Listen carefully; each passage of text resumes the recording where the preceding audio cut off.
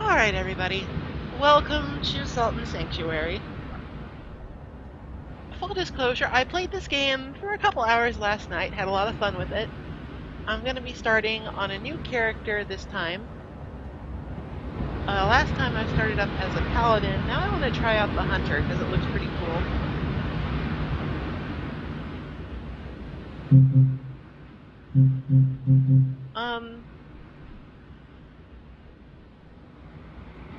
From what I can tell, the character creation screen is fairly what you would expect of it. It's basically just Dark Souls. You can even pick a starting item. I feel like the best one here is almost unquestionably the grasping ring because it gets you more salt when you kill things.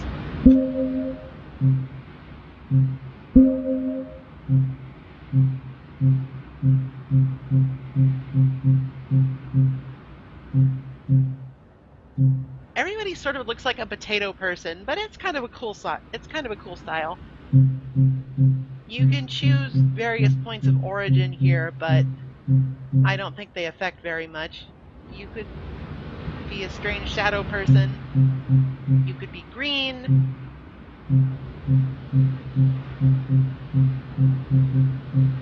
Or you could be, you know, something that looks like an actual human being if they were a potato.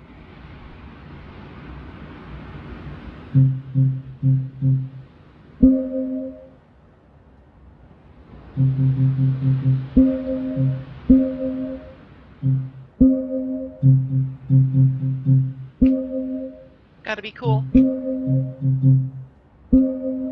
Gotta be blue.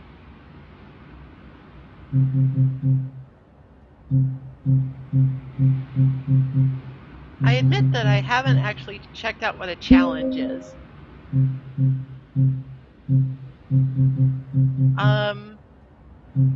None of this sounds like a very good time for a more or less first-time player, so I'm going to leave that alone. Let's just go ahead and venture forth.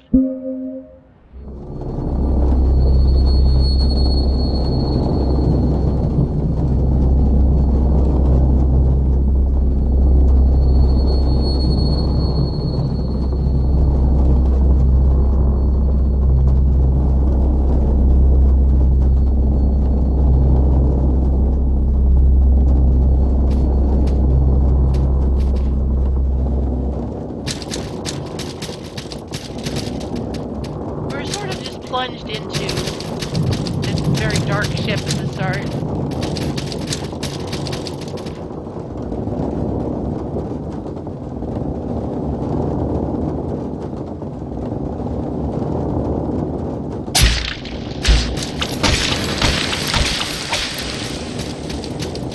This is the first time I've played as a hunter.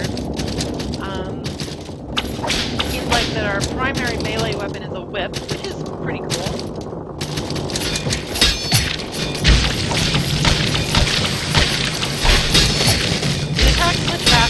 Giant cage that I need to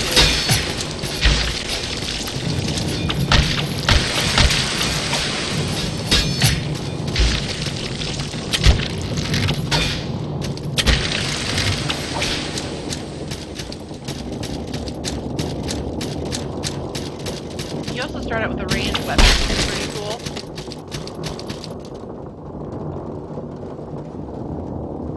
If I had to guess, that's probably the princess up there, but it's a 2D game, so we can't get there. Oh, the game's always a little loud, isn't it? One moment. I will fix this.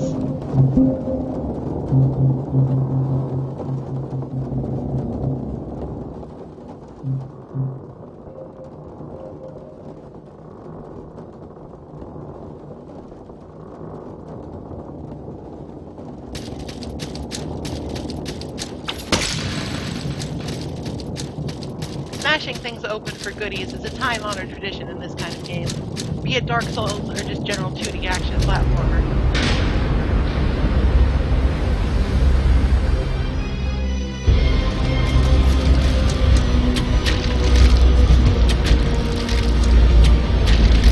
So this is a pretty hard boss.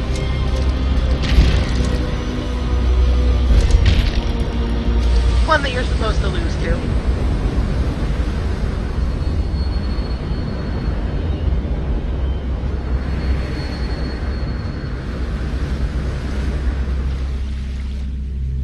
Maybe if you were like really good at the mechanics of this game, you could eke out a victory over a very long period of time, but I'm actually still kind of getting used to the controls here.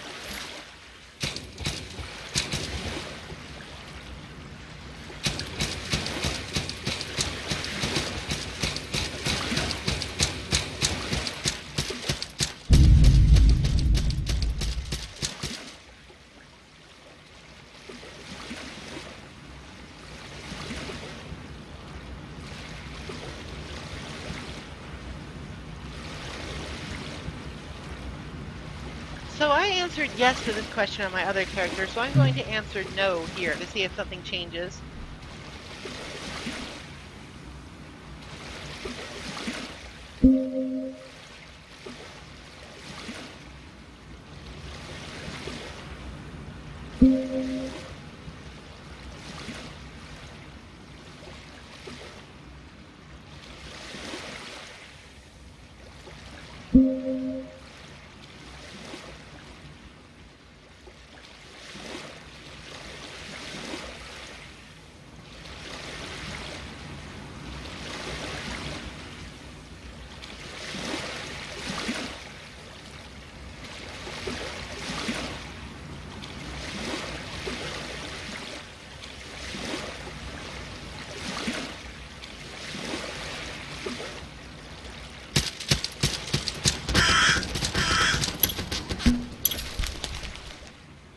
These messages in a bottle essentially function like soapstone messages do in Dark Souls.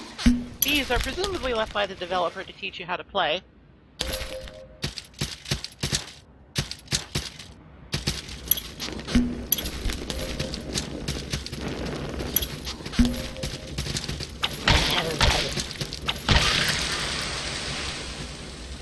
Seems like we've also got a sword of some sort here.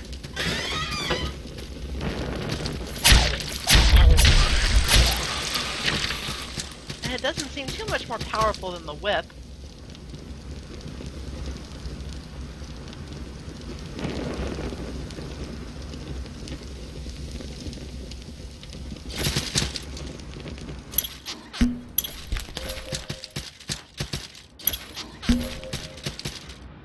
But it's good to have options.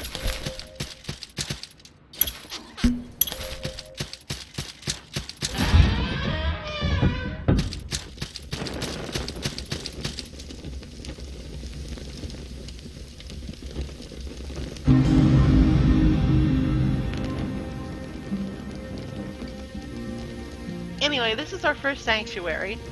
Depending on how you answer the guy at the start, I suppose, you get a different creed to start out with. To be honest, I'm not sure what exactly the difference between these creeds is as of yet, but I'm sure that will become apparent the later I get.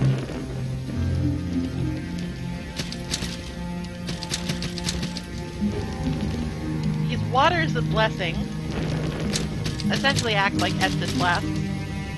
As a sort of cosmetic change, you get a different kind of healing item depending on your creed, and the creed of the sanctuary that you visit. For now, there's not very much to do here.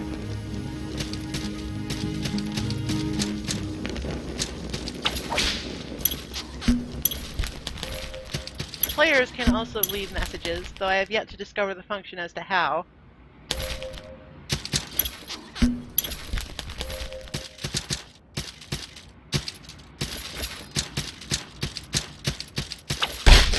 From what I played, exploration plays a pretty big part in this game.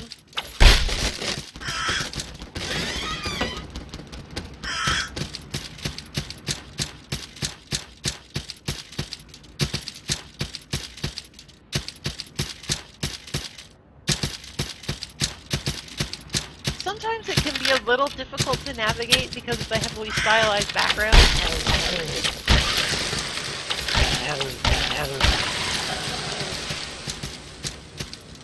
Well, that's funny. A lock of hair is an upgrade material. I've never gotten one so early.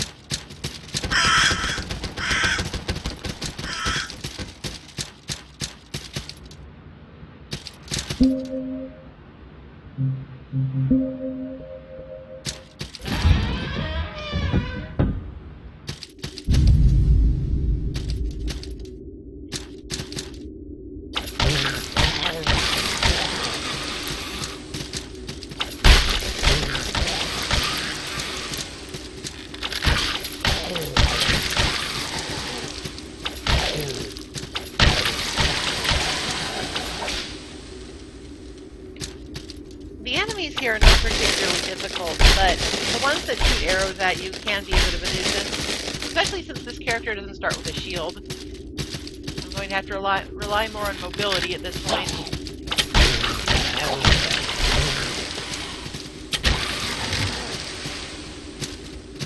Which I'm not especially used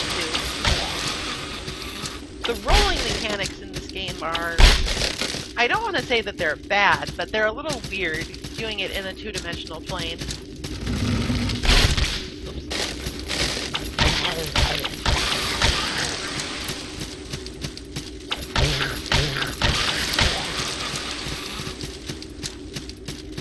Fall damage does exist.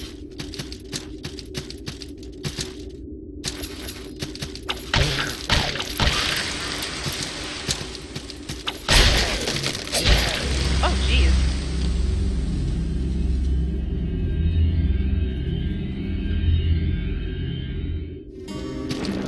Well, that's how death works. You lose your salt, and you lose a little bit of the gold you've collected as a mysterious cleric revives you.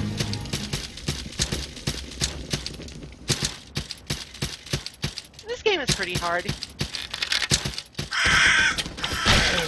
It's similar enough to Dark Souls that I don't feel like I'm flying completely blind, but there's also enough differences that I also feel like I'm sort of out of my element.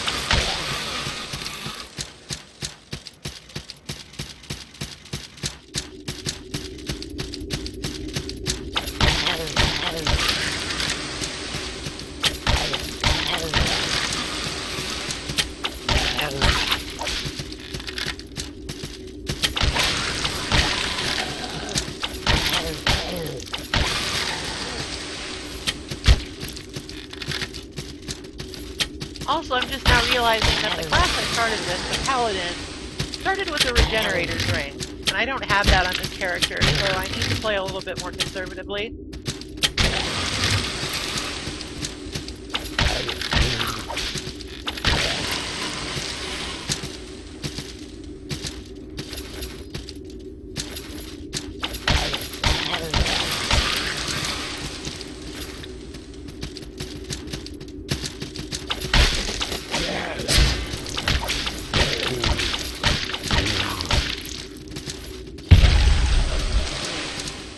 There we go, got my salt back. The enemy that steals your salt is sort of denoted by that weird sort of ethereal aura to them. You can do a sort of finishing move on some enemies if you stagger them.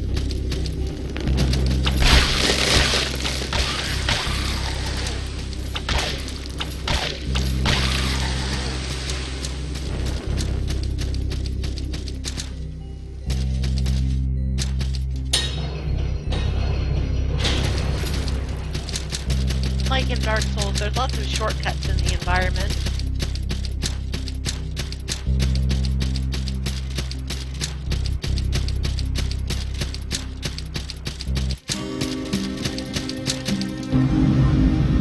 So we picked up a special item back there called the Stone Merchant. If you make an offering at a sanctuary that is under your creed, you can use it to summon a special NPC, in this case the Merchant.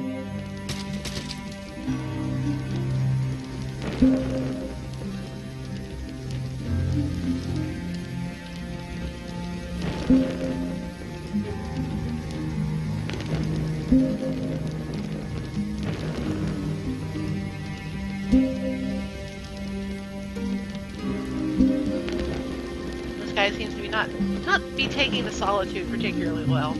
But at a merchant we can buy and sell stuff. He has some interesting things for sale. The red shard is a basic healing item. The light vessel axe is a sort of firebomb.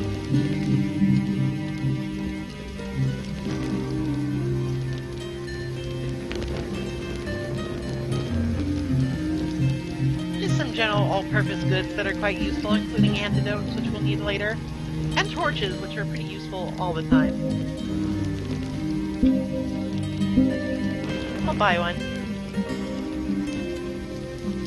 It took me an embarrassingly long time to figure out how to use a torch.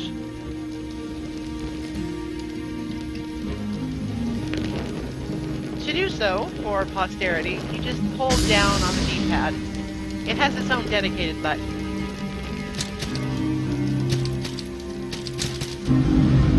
At sanctuaries, we can also level up with salt.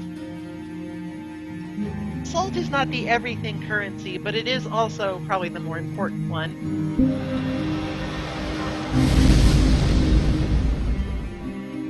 Leveling up increases all of your stats a little bit, and it also gives you a black pearl. Black pearls are essentially the level up currency.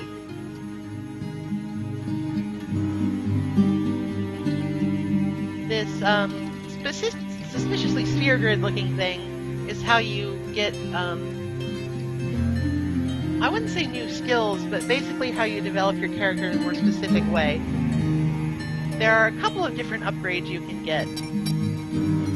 The first one that the game sort of forces you into is the poultice pouch, which gives you an extra healing item.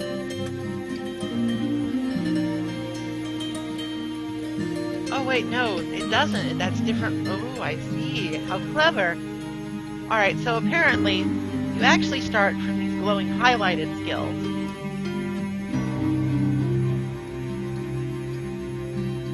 When I was a paladin, I started with the berserker skill, so I could actually just go ahead and right ahead now and get the poultice pouch, but I can't now.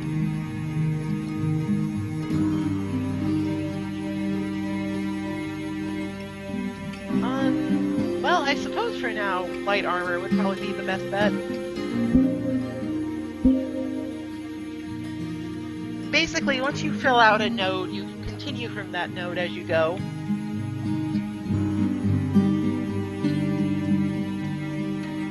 It's not particularly complicated, but as I say that, I did just encounter something new, so I don't necessarily know what I'm doing.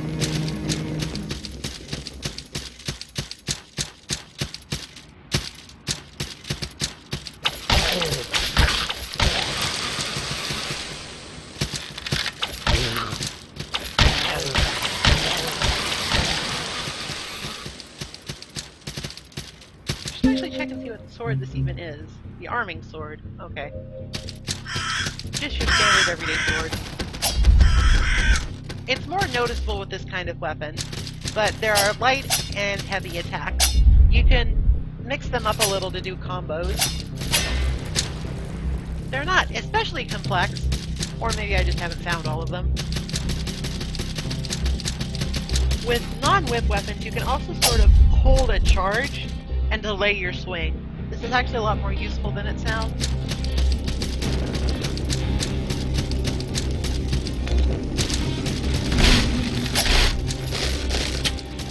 An interesting thing to note is that when you attack in the air, you sort of hold that aerial position for a while.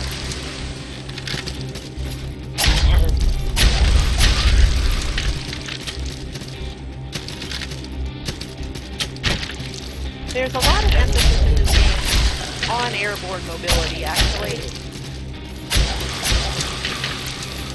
It very much expects you to learn how to attack from midair and deal with enemies that are flying.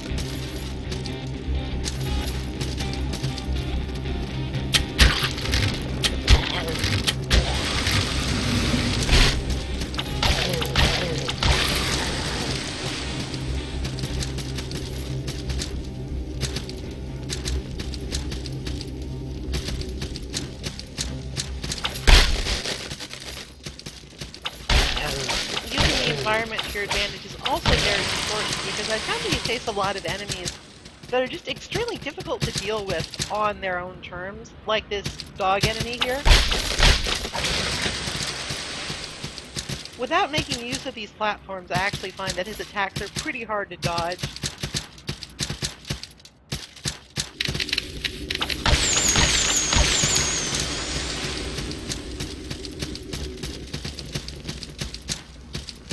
So I sort of know my way around this area, but only sort of.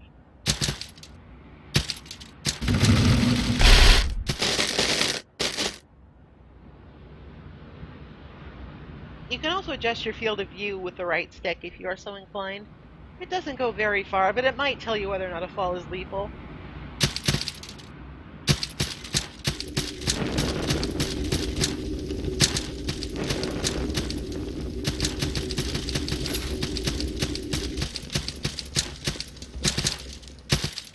Enemy spawns work under Dark Souls rules. They stay dead until you go to a healing area.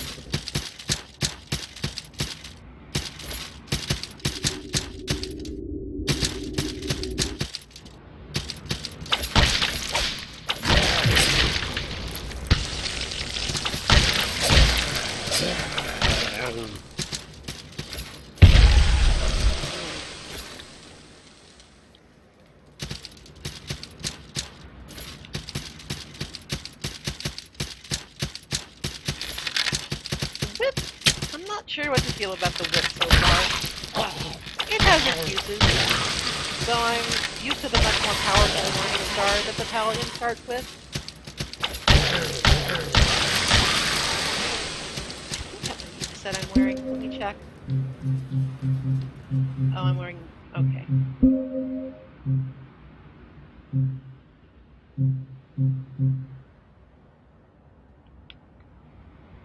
I think I'll stick with my default set.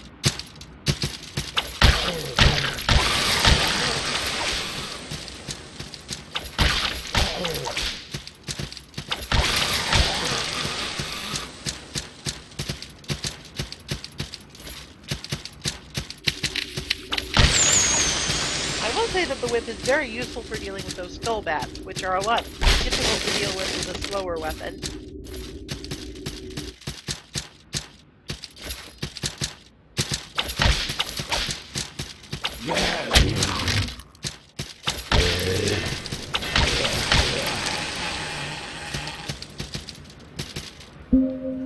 I just found a ring, and a useful one at that will let me explain another game mechanic that's sort of exhaustive. So the bandage ring reduces the wounding effect. Wounding is a system wherein when you take damage, the amount of damage you can subsequently take, even if you heal, goes down. You can see that it's sort of denoted by the way that our health bar sort of has a notch taken out of it. It's a little bit like the hollowing system from Dark Souls 2, if it was much more severe. It's something we really need to pay attention to. Speaking of things that we need to pay attention to, these obelisks that you find all over the place have been stymieing me for quite some time. Presumably, I will find a way to interact with them later, but for now, it's just sort of a dead end.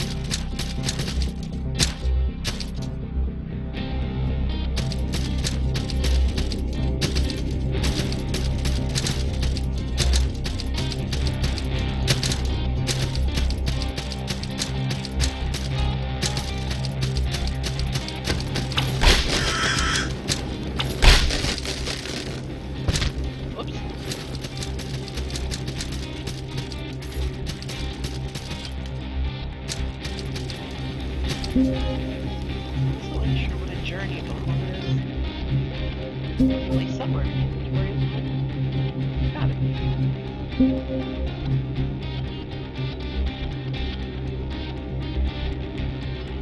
Oh, this must be the way that you leave messages. Okay. Well, if I find anything worth sharing.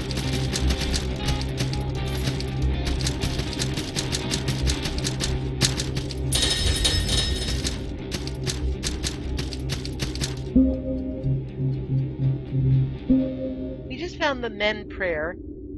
Prayers are like miracles. Mend especially is really useful because it reduces wounding. Unfortunately, we can't use it yet. Unless I'm much mistaken, it seems like it would be worthwhile on every character to at least get class 1 prayer so you have some way of reducing your wounded.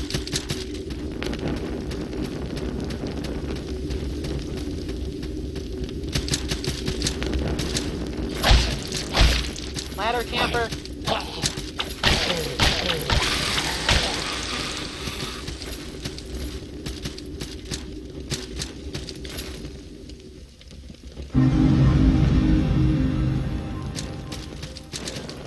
So, this is the first sanctuary of this kind that I've encountered so far. It's just, all it does is heal you and set your spawn point.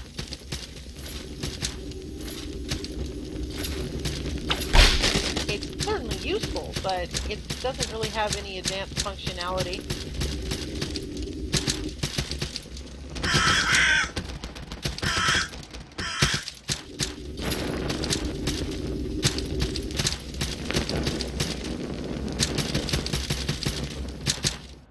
As far as I can tell, this sort of special-looking candelabra denotes the boss fight. Spoilers. The first boss in the game is the sod knight. He's not especially difficult, but he can sort of give a wake-up call.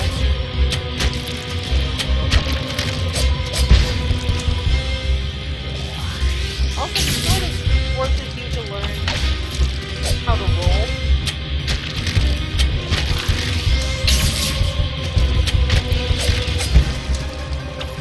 Rolling has a unique functionality in this game in that you can actually phase through enemies when you do it, which, given the nature of the 2D plane, is important. Otherwise, there's no way to dodge a lot of attacks.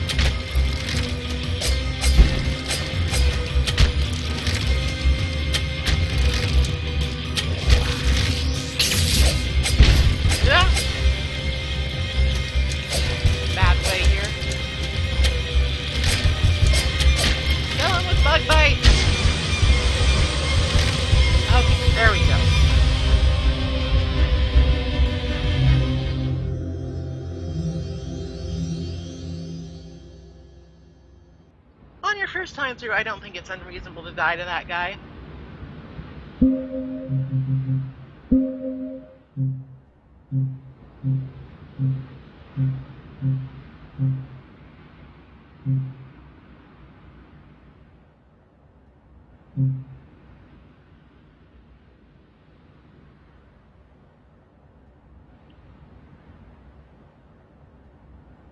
We got his ashes, which is sort of like his soul. I have yet to find a use for any of these strange body parts that we've been finding, but I'm sure it will come to light eventually.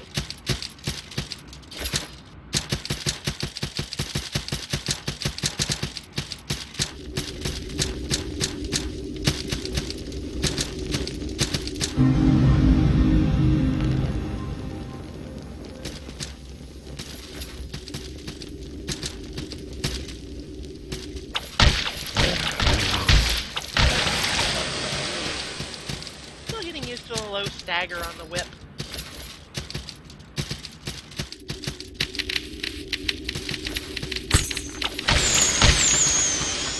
Bats are more of an annoyance than anything, but they can poison you, and poisoning is sort of a pain in the ass in this game.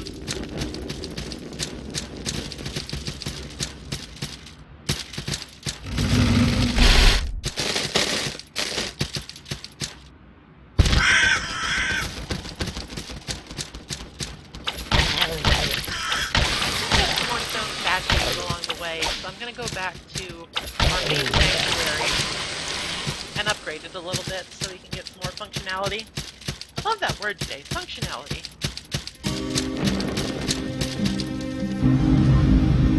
Make some offerings. A stone cleric and a stone blacksmith.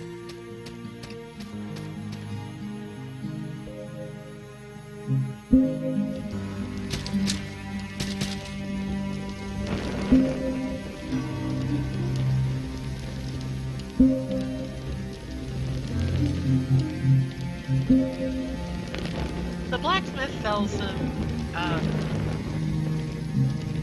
general stuff. Seemingly dependent on what class you are, which is interesting. This flintlock pistol was not available in my first character. This looks rather interesting though. I don't think I can use it. I'm not sure.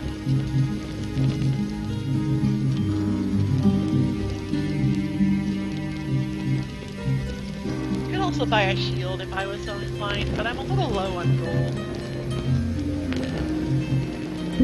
The main function of the blacksmith is the upgrade.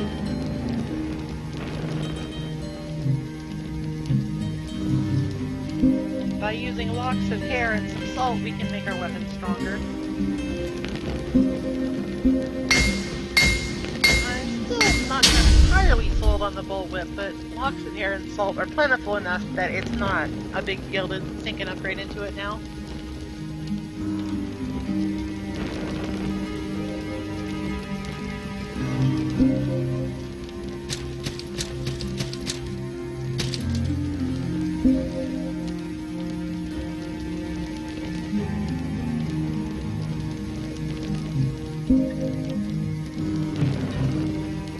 I can tell, the only thing that these clerics sell is the Blessed Weapon Prayer, which I can't use because it's a class 2 prayer. I can't use class 1 prayer. So, honestly, installing clerics in your sanctuary, unless you are a cleric yourself, might be a bit of a trap. I'm not sure. They do sell some useful things, though, like red shards and light vessels.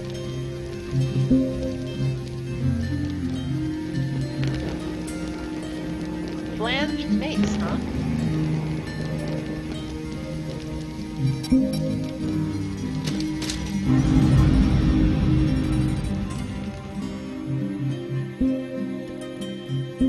Still though, we've got quite a bit of salt, and leveling up seems quite important in this game, so let's go ahead and do that.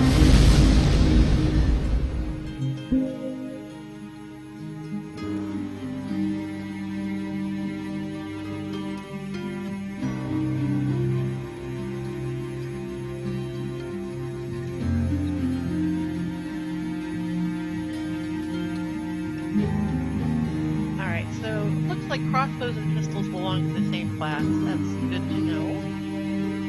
So I think I'm going to be forced to take a point in Assassin. Just so I can get this poultice pouch. It's important to have as many as you can, okay?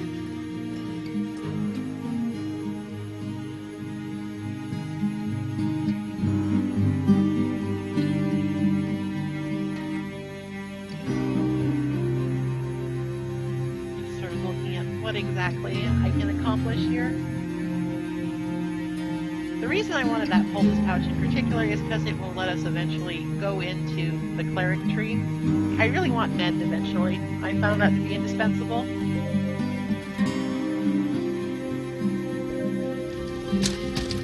But I'm only like 3 hours in, so maybe I'm full of shit. Who can say?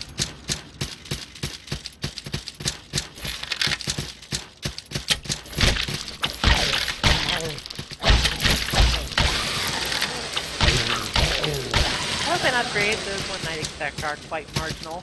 They're helpful, but marginal. Very egg. I agree. Very egg.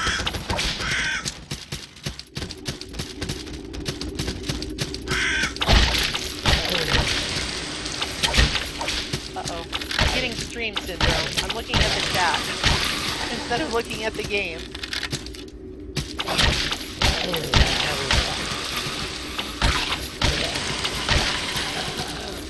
I would say that one of my bigger weaknesses, in this game at least, is that I tend to try and jump over enemies rather than roll through them, because that's sort of what I've been trying to do by every other platform type game that I've ever played ever. Jumping is not usually the best option.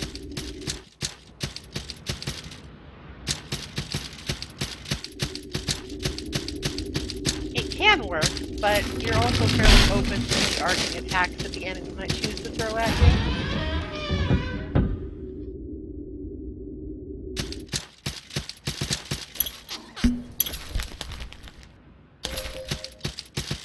Hello, friend. I do have a quest.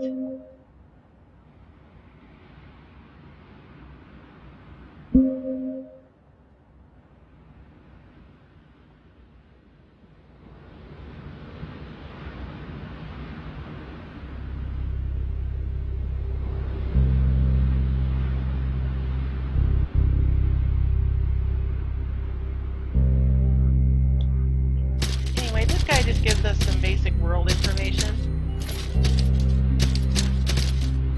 Another nice thing is that you can sometimes just find black pearls laying around the world, which is basically a free level up.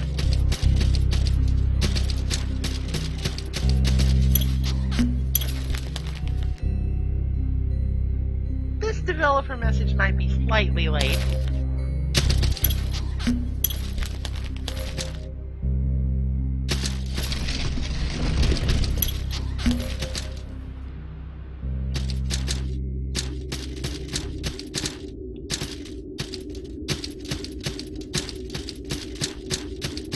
Actually the worst secret ever.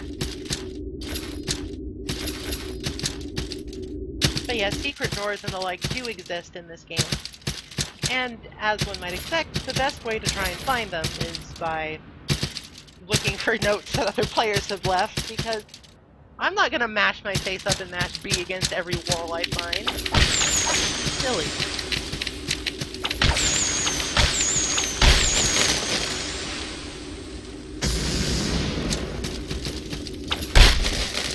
Down below we go, the more useful torches become.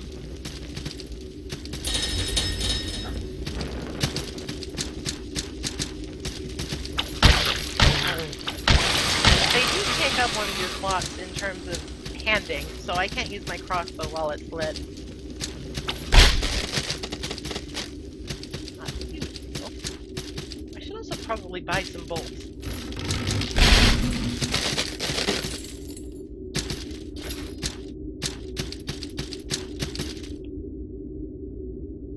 That's my line.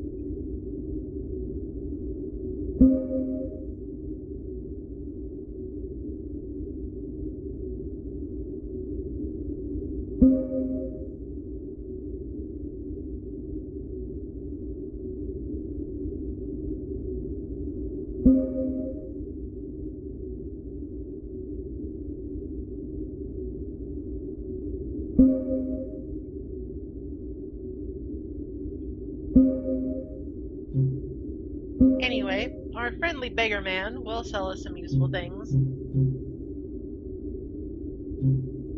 Most notably, the lock of hair. It's quite early on in the game that you get to buy upgrade materials, so if you're feeling experimental, you can always just grind up some gold and come talk to this guy. He also sells bolts, so I think I'm going to grab a couple.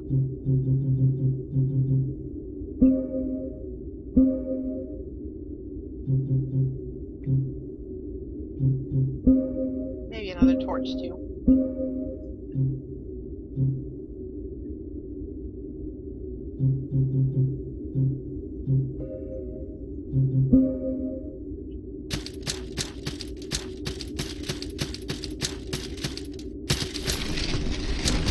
Now, I happen to remember the shortcut just on my own because it's kind of an awful place. You do get the lightning bolt spell if you're into that sort of thing.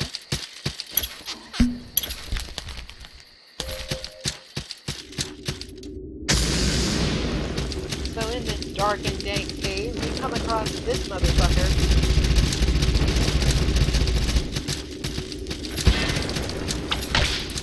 I only do 3 damage to it, and he will 2-shot us.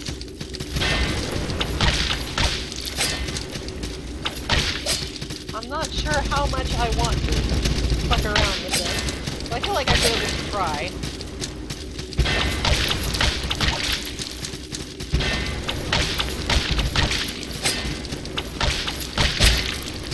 Yeah, he hurts. He hurts real bad. I think we're just gonna have to go ahead and say goodbye to that soul.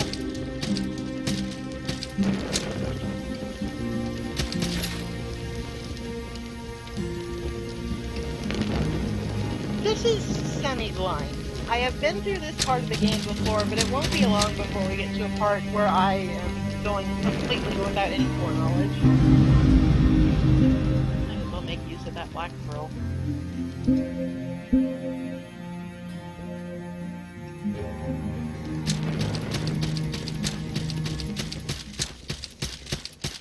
I imagine that we will have to come back to that particular armor might later. Maybe it's a little stronger than a bullwhip.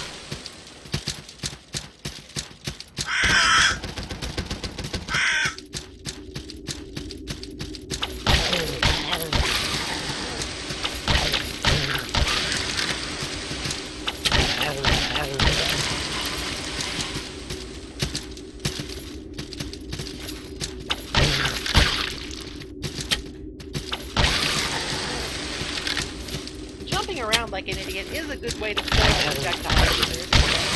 Their tracking tends to be fairly basic.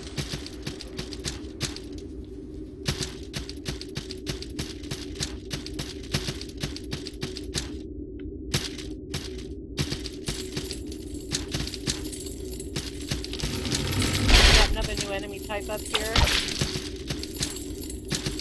This flying Reaper type enemy is actually not nearly as bad as he looks.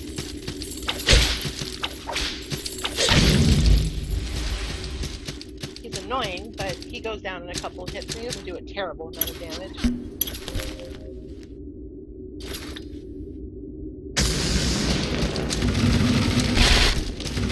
This area also introduces probably one of my least favorite aspects of this game so far.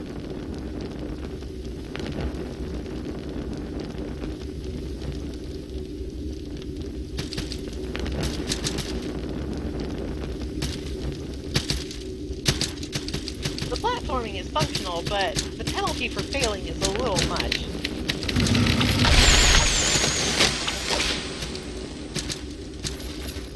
A lot of the time it's just instant death.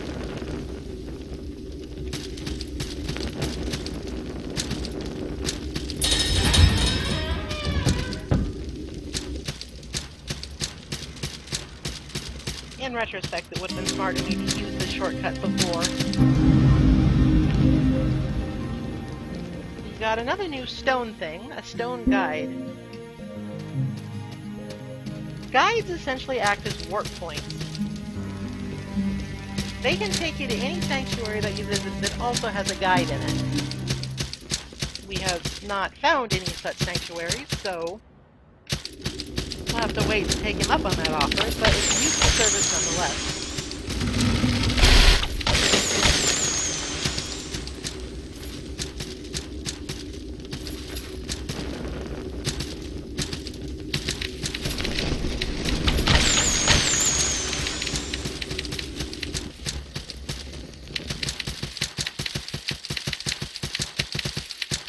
This particular secret door is much better. It gives you a ring instead of a terrible monster you can't defeat reasonably. The Kismet Stone increases your item find rate.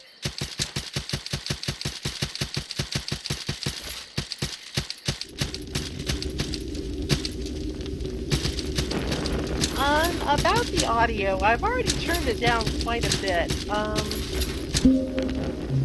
Well, I guess it wouldn't hurt to turn it down a little more.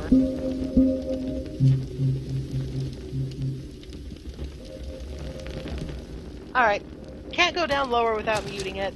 If I'm still hard to hear, I'll just finagle with my microphone a little bit.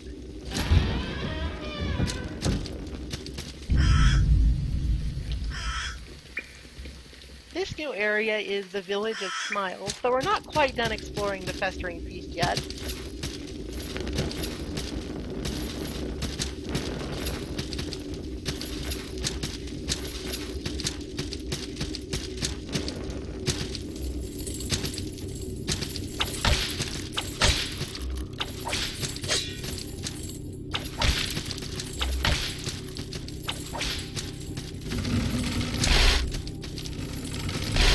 Torches, I've found, are rarely mandatory, but they're often helpful.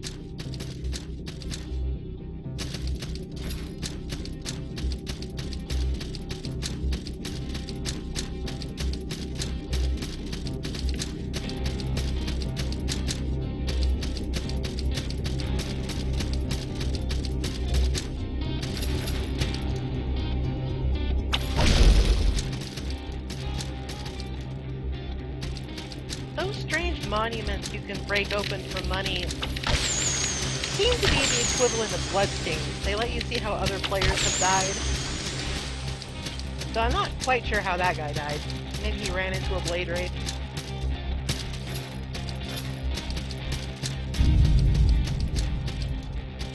Bandit's Pass is another new area.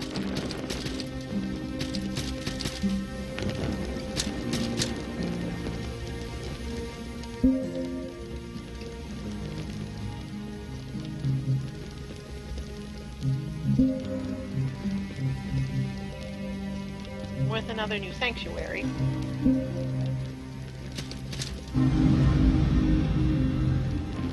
This one is Devara's by default.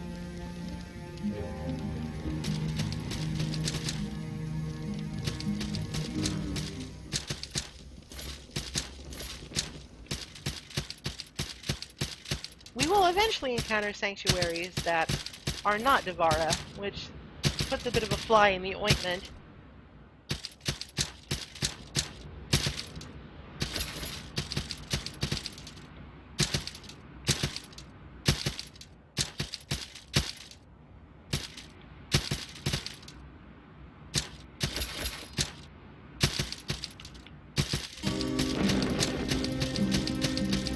Might get better jumps later on to more fully explore that area, but I've yet to find one in my main playthrough, so who knows?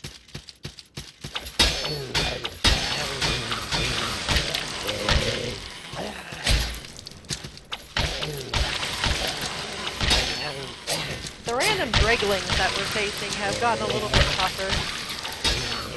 They're using better weapons and better shields, and they're a little bit just hardier.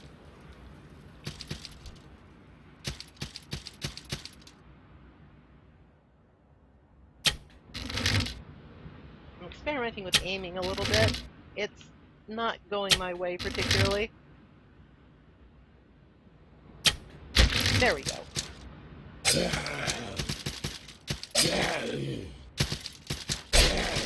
These axe throwers I found are very dangerous.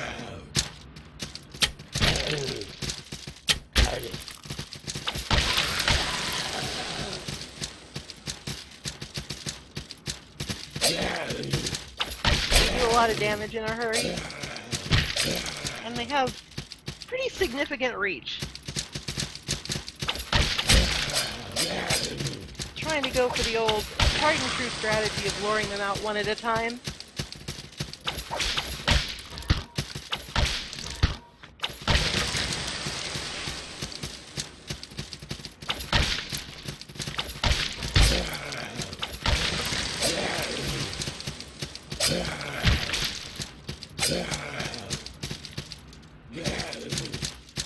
There are a lot of them, though.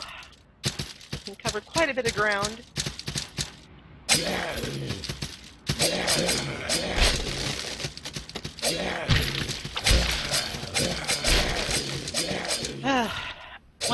they're on level ground with me, hopefully I can just sort of shoot back at them.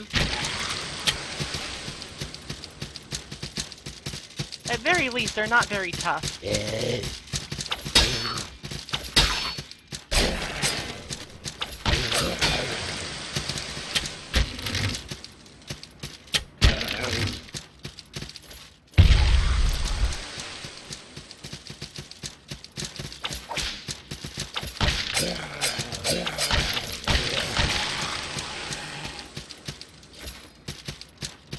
Staggering is becoming a more prevalent mechanic here, in that I need to pay attention to what my whip can stagger and what it cannot.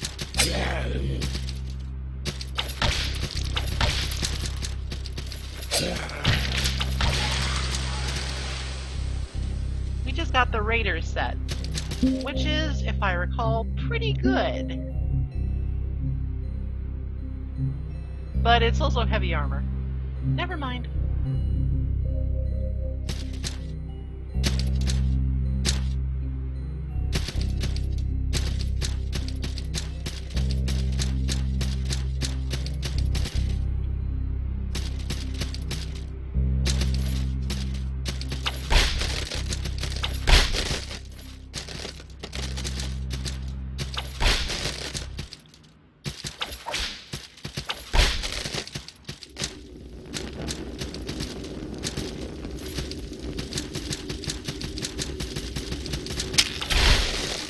Oh right, traps exist in this game, and they're quite annoying. Mostly because I find them pretty darn hard to see. This might just be a personal failing, but either way, I get owned by them more often than not.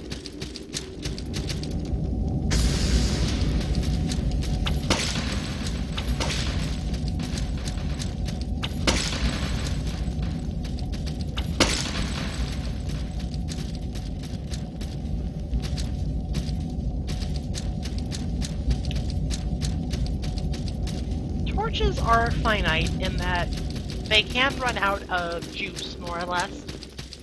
They burn down over time. I haven't found that to be much of an issue, but I imagine that if you're very torch happy, they can sort of be difficult.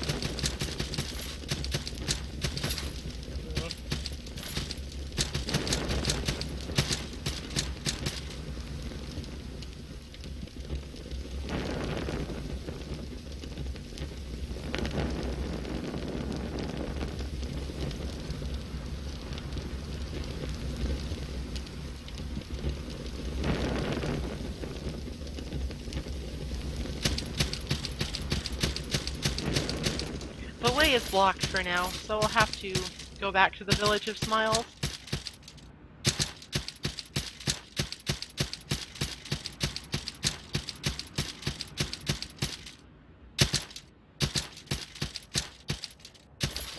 There's sort of a nasty trick here in that they hide a ledge behind this foliage.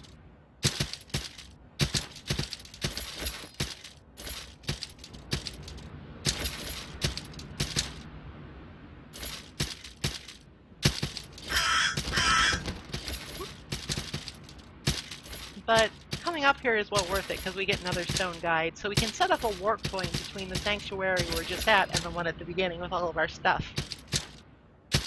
There seems to be a sort of element of almost base building to this game that's pretty interesting.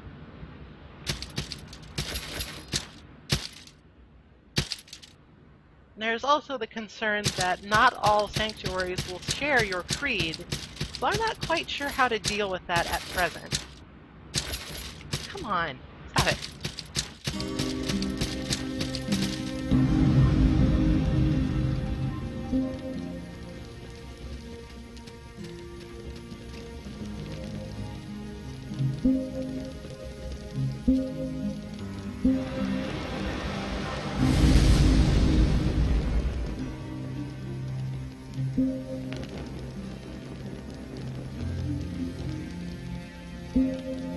Now, these wisdoms don't really help us very much at the moment, but I'm telling you, once we get that mend, we'll be in the business.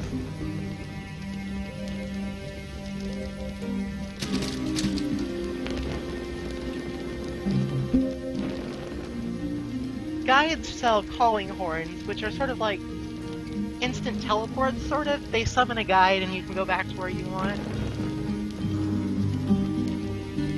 Useful articles, to be sure.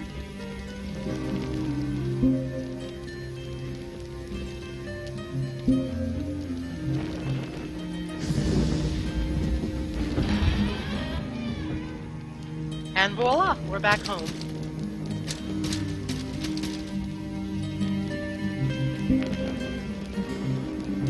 You can also upgrade your armor.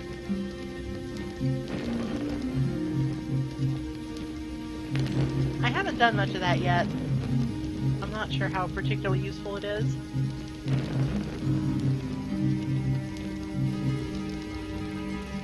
It's probably pretty good.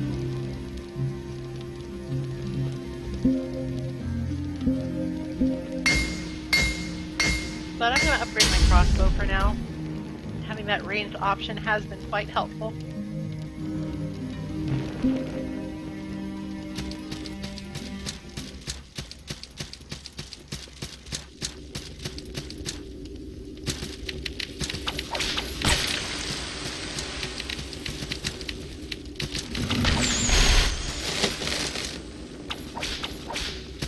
Collapsing platforms are also another fairly ubiquitous feature of this place.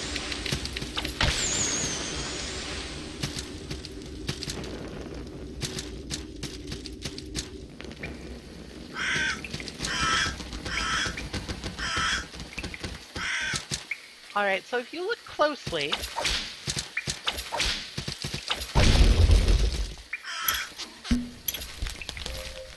you can see that little tripwire there.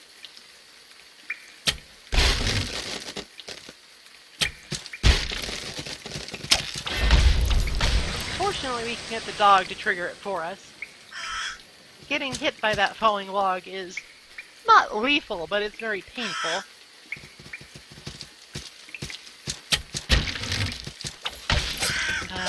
This guy. This is a Bronze Knight, and Bronze Knights suck.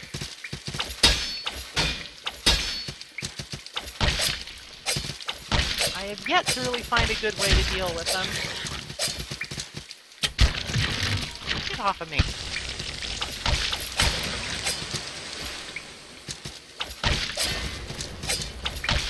Killing them with bug bite seems to be the best way. Oh, I need to get on his other side so I don't end up rolling into unexplored territory.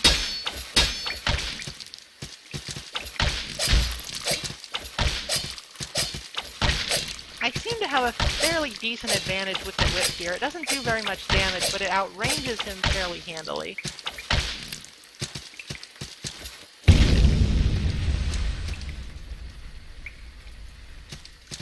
Bronze Knights do not respawn, which is absolutely very nice.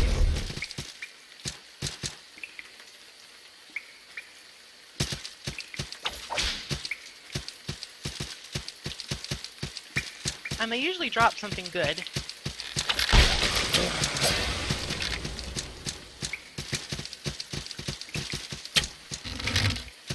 Overshot.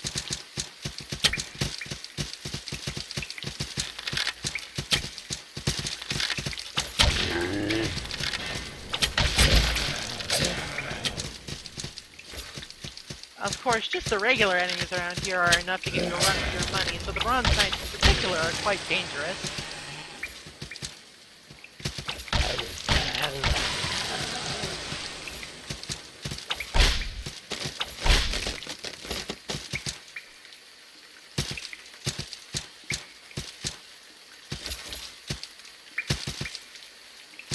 There we go.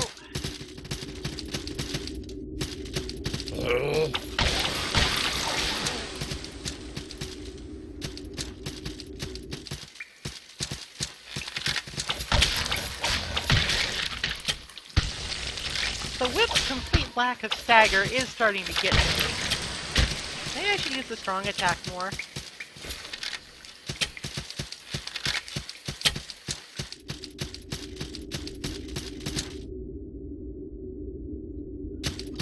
You could say that the Bronze Knights are like the Black Knights of this game, but for the most part you actually need to kill them to progress, so they're tuned a little bit differently.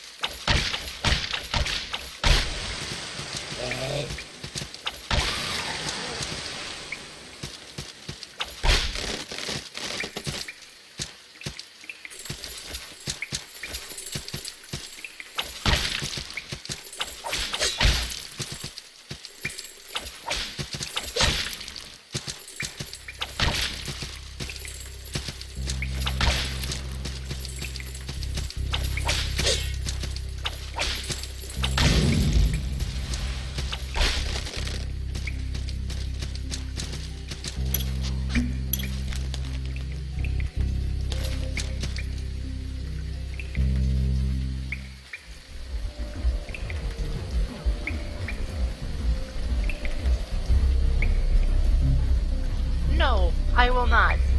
You are small time.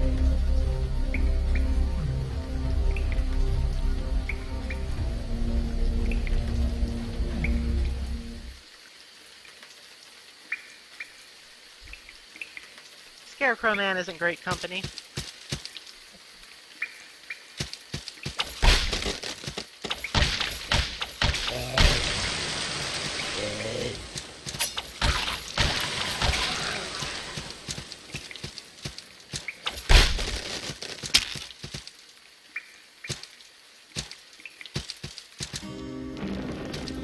Ah, here we are. This is a different kind of sanctuary.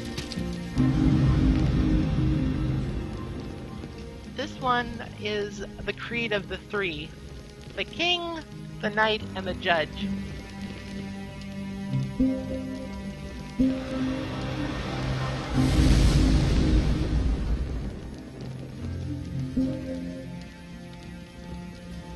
This is what you will get if you answer yes to the guy's questions at the beginning. These are the new gods.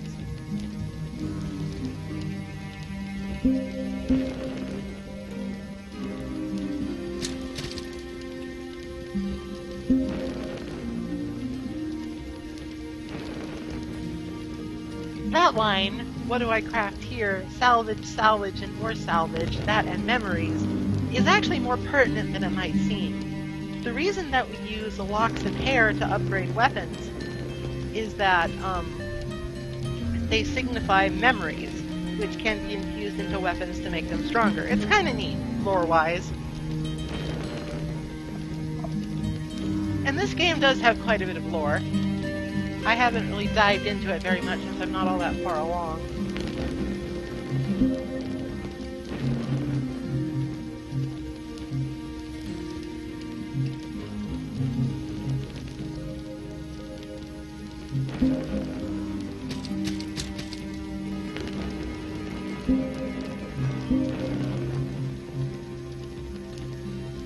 The blacksmith's apron is honestly sort of a novelty item as far as I can tell. It has good fire resistance, but not so good everything else.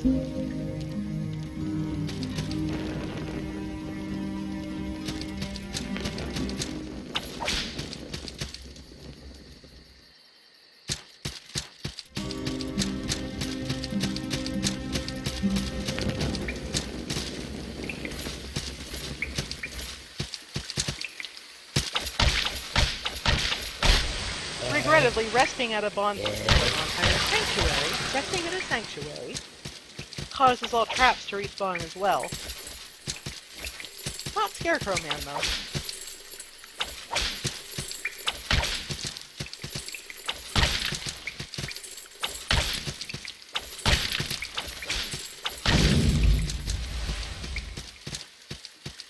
There's another tripwire here and another trap. Let's just jump over it.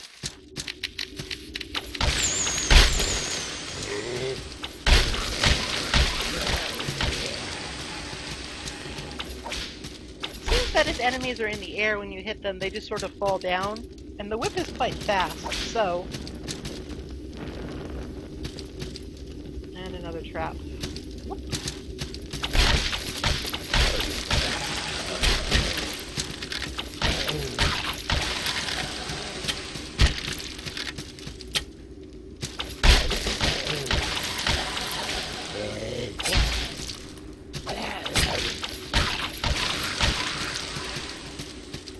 Bronze Knight down there. I'm gonna go ahead and use some red shard. It's a very slow regen healing item, so it's good for just sort of sustain. Not all that useful in the heat of battle, though. Now, this particular Bronze Knight gave me a lot of trouble simply because he's very difficult to deal with in these close quarters.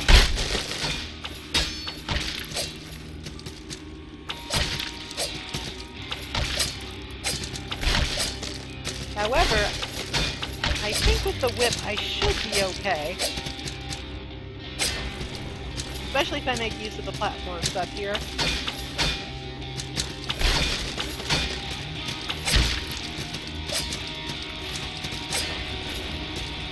I don't want to get overconfident.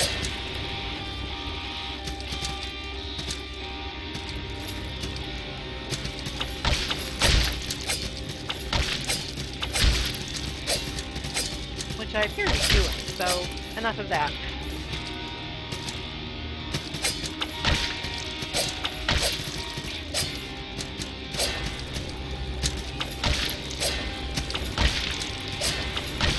I have found that there's honestly a lot of using the environment to your advantage in this game, much more so than Dark Souls.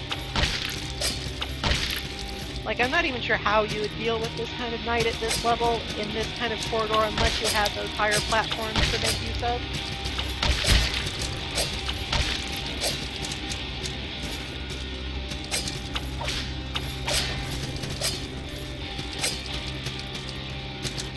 Maybe you're really good at rolling. I am not. But he's dead, we don't have to deal with him. He also drops a ring.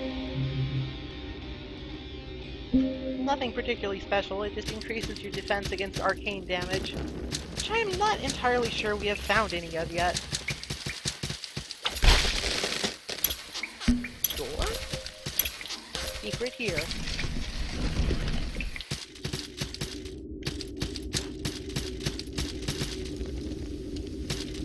Now there's a useful item, much more so than the Faithful Ring. The wrapped link increases your roll speed.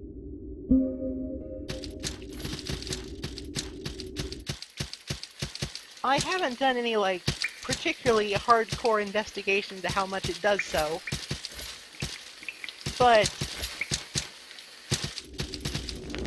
it's presumably an appreciable increase. Or maybe it's not. Maybe it's total crap.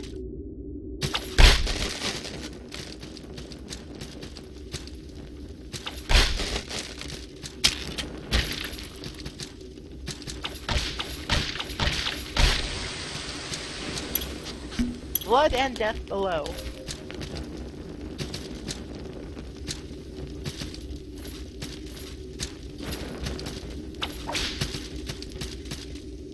Given how drained we are from our battle with the Bronze Knight, I don't think it would be a good idea to go out and actively seek blood and death at this point in time.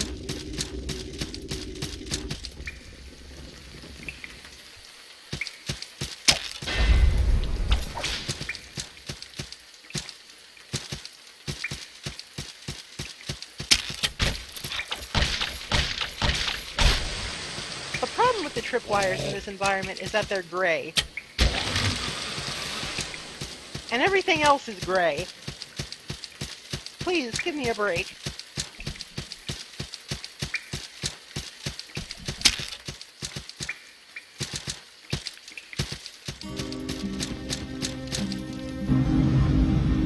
Now, you might notice that since this is a different creed, we can't make offerings here, so even if I wanted to, I couldn't use that stone cleric we picked up.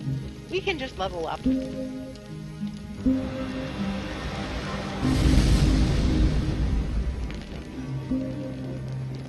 Alright, we're getting to where I want to be.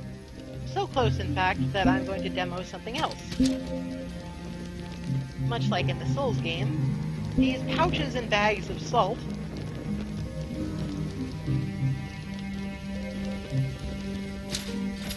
can be used as items to get salt.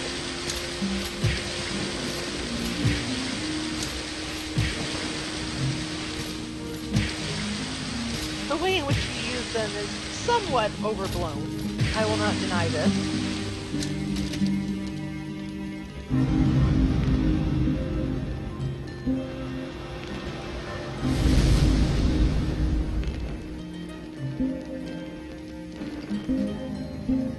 But if you want to be dramatic about it, who am I to stop you?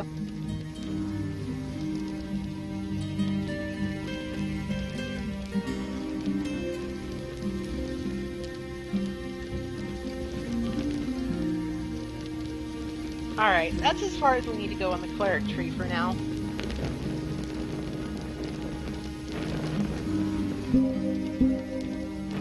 Next I want to get some more poultice pouches.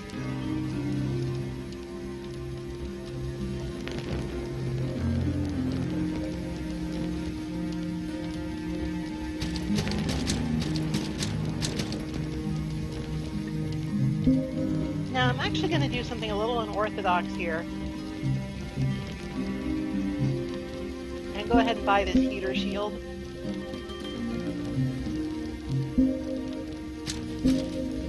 The reason for this is that I have found that the upcoming boss is actually quite, I'm not sure weak is the right word, but shield blocking is quite effective.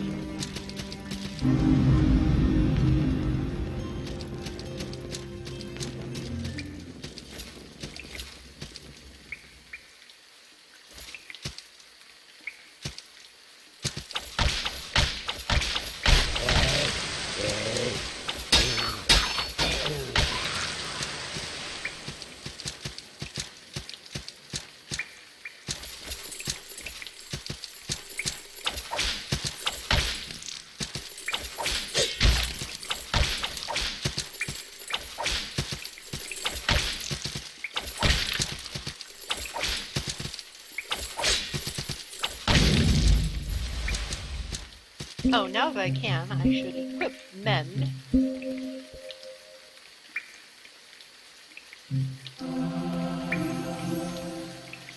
Mend is a fairly potent heal. It also gets rid of wounding, which makes it incredibly useful. It's a little bit slow, I guess. That's its weakness. And I guess if you are like an offensive master character, you wouldn't want to necessarily eat into your offensive reserves by using it all too much, because it does take focus points. That gray bar down there, up there, the one down there is for level up.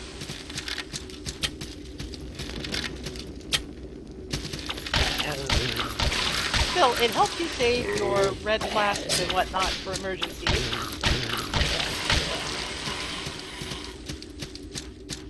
I found it to be incredibly helpful in just exploring and staying alive. Whoops. Wrong one.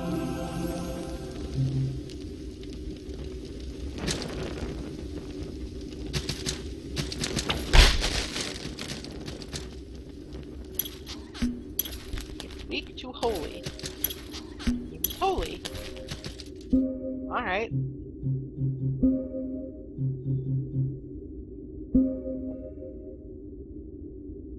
The game was good enough to give us some blessed pages, which are holy damage, so.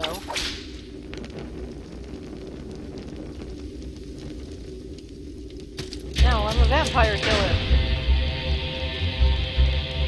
That's a vampire, right?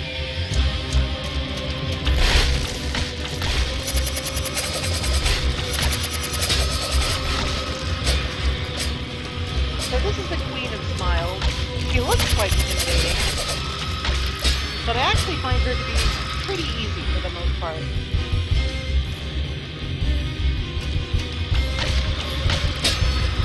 Mostly because all of her attacks can be blocked pretty easily.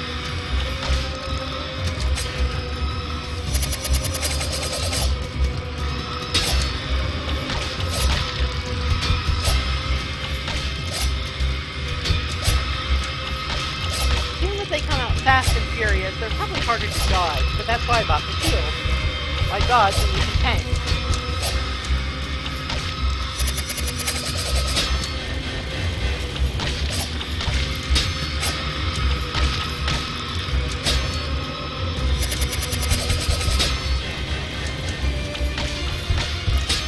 I'm sort of assuming that sort of whirlwind attack that he does is more threatening than it looks, but I don't know. Most of the time I don't even get hit by it.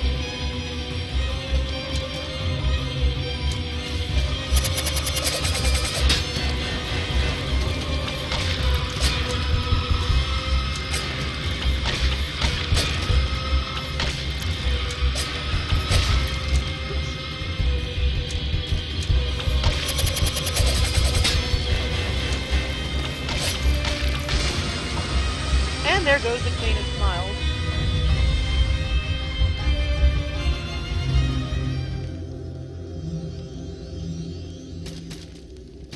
Rest in peace. Long live the Queen is dead.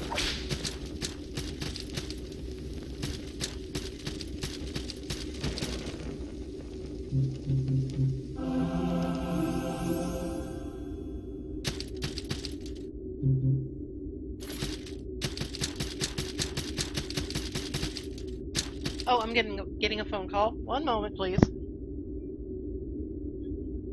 Where's the mute button? Oh.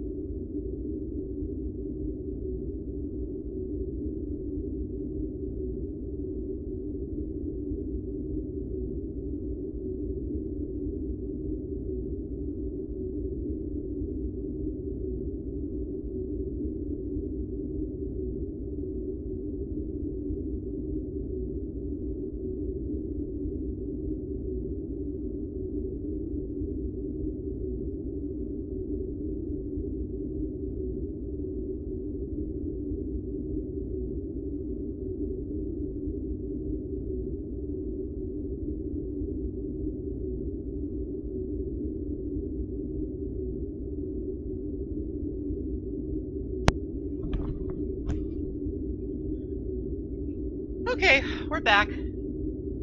I think.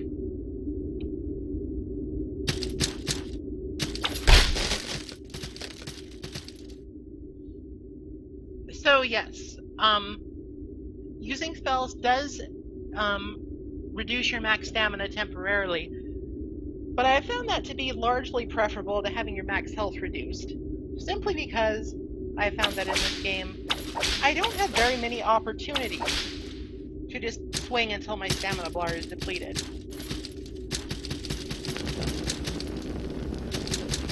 Perhaps I'm mistaken.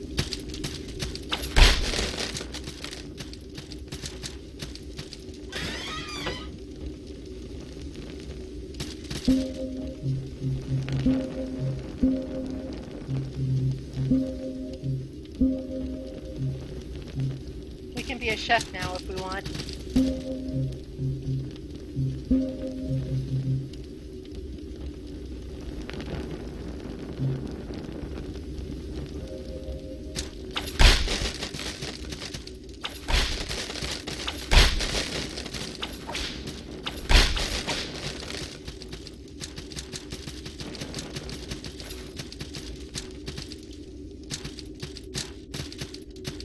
I've noticed black pearls usually tend to be found after bosses.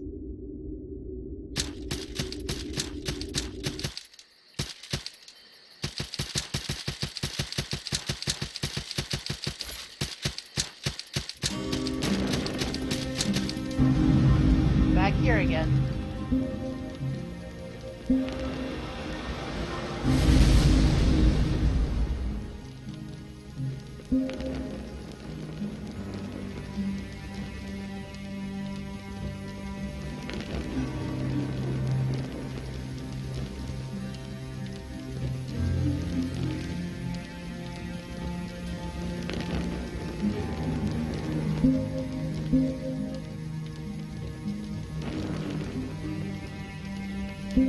Might as well get class 2 whips since that's what we're rolling with. Now, most of these nodes, I guess as you might call them, only take 1 pearl to unlock. However, the ones that are like class 2, class 3, etc. take more than 1. In fact, they take as many as the class number, so I imagine once you get farther along, they're quite the investment.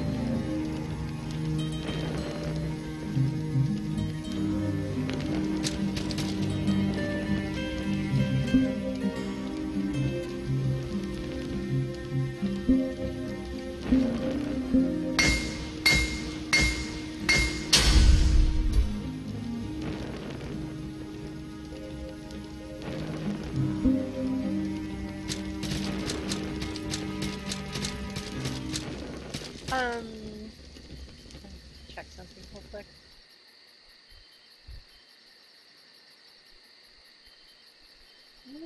Okay, yeah. Microphone is working.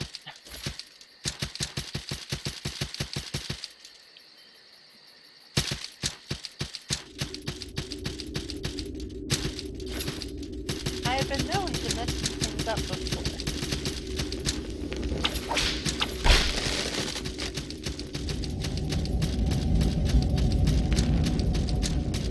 So the defeat of the Queen of Smiles hasn't really done anything for us in the short term.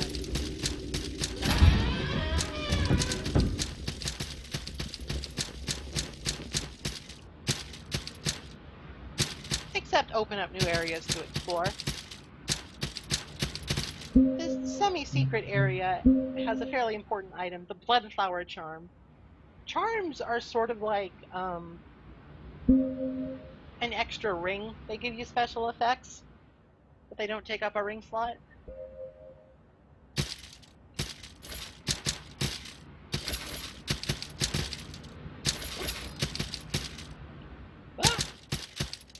Sometimes whether or not you grab onto a ledge is a little finicky. This Bloodflower Charm increases attack, which is, of course, very helpful.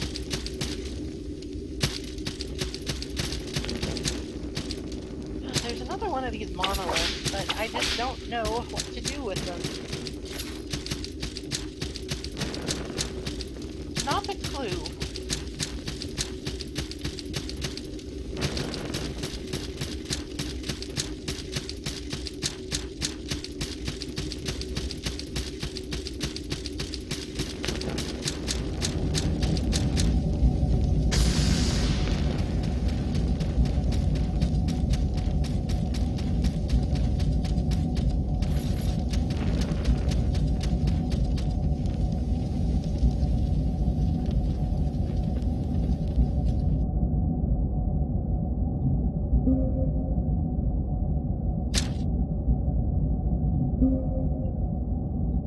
This guy has lost a small pouch of earth, and to be perfectly frank, I have no idea where it is, but I'll keep an eye out for it.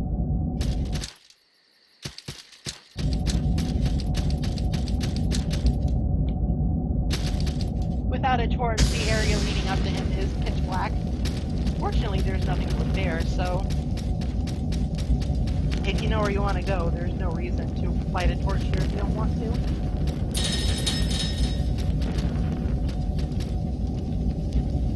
Alright, this large fellow can be a bit of a nuisance.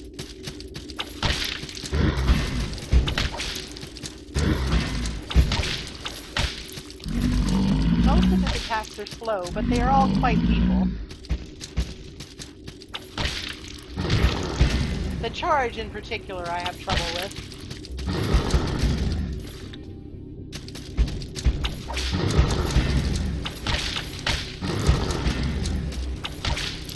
Seems to be the safest to stay near him and roll through him.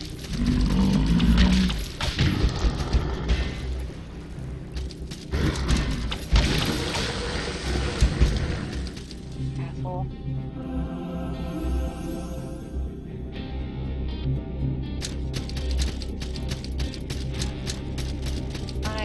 This game actually has a bestiary, so if you're interested, you can look up and see what each enemy is called. I believe that fellow is a bloated abomination. Harsh, but fair. Up here is the Pale Charm, which increases attack rate, which could, in certain situations, be even better than an attack boost.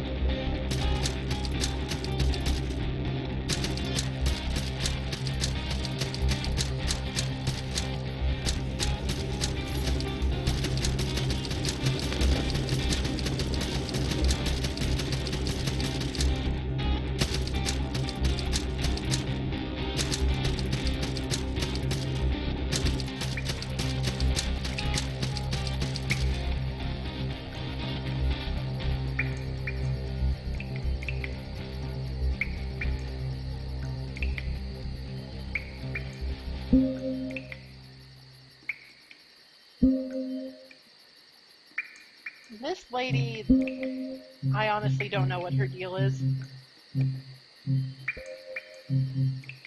She can cleanse and forgive sin, so she's basically a pardoner. But I don't know how to commit a sin or become corrupted, so for the time being, this area doesn't serve much purpose. Still, I imagine it's useful to remember that she's here.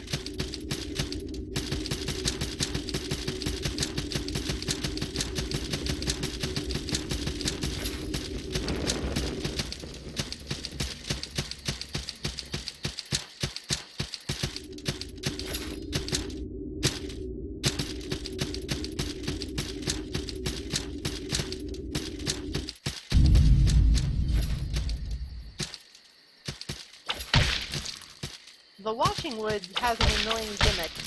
These semi-invisible flying monsters.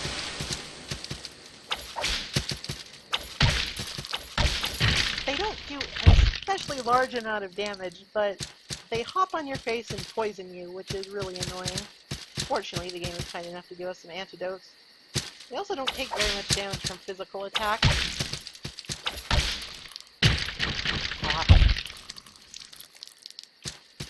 If you mash the buttons fast enough and they are wounded, I believe you can just sort of instant kill them once they hop on you, but you still take some damage, so whether or not that's worth it is up for debate. Ah! Oh, great, I've been poisoned. It's a fairly weak kind of... There are actually like grades of poison in this game. If you get poisoned by the bloated abomination, you die really quickly. But if you get poisoned by one of the slimes, it's sort of whatever.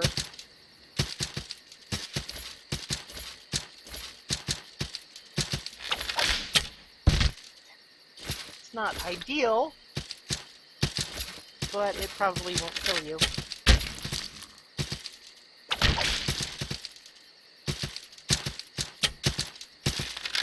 These guys are raptor archers, I believe they're called, and they're really annoying. They hide out up in the trees and shoot arrows at you when you can't really get a good beat on them. Shields are marginally useful.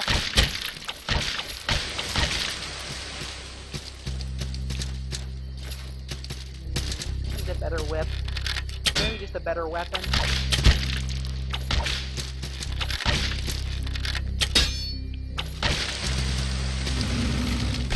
Whoops. Shouldn't have taken a sippy there.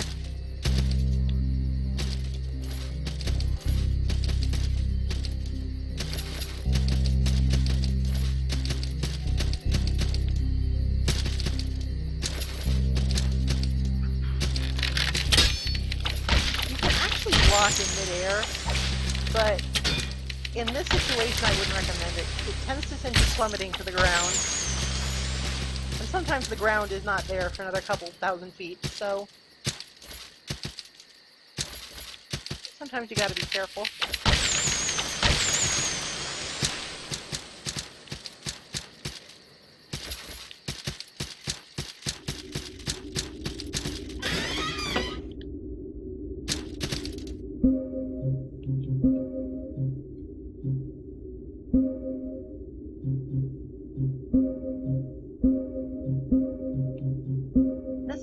Light and seems to offer pretty good protection, so I'm going to go ahead and equip it since that we got that level in light armor.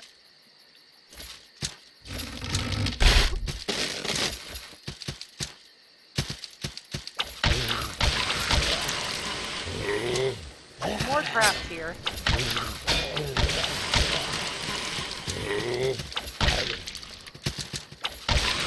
Crossbow, I'm thinking about it. Could be useful.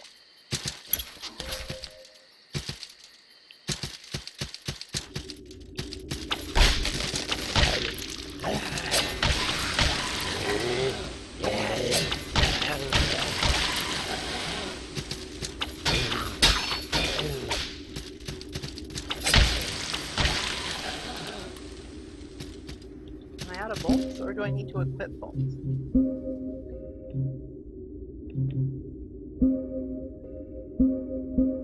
I need to equip bolts. How annoying.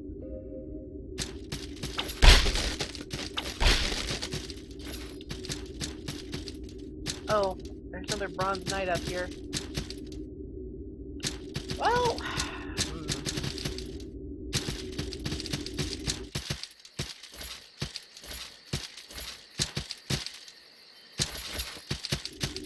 I think I'll just avoid him for now.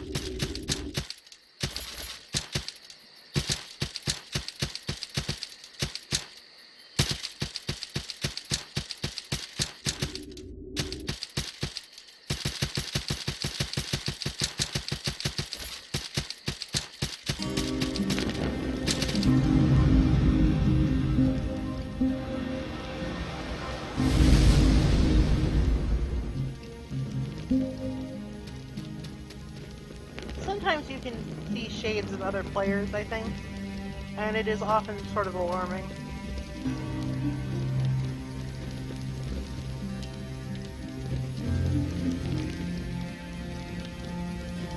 What might I want here? Generally speaking, it's best to expand your tree, just so you have more options. But also I kind of want more dexterity, because that's my primary scaling stat. What to do?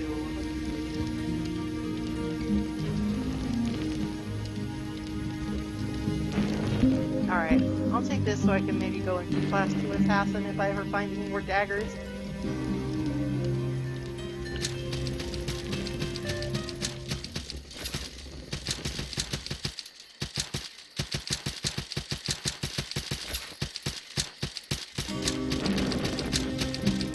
There is actually one last area of the Village of Smiles that we haven't explored that we need to look at now.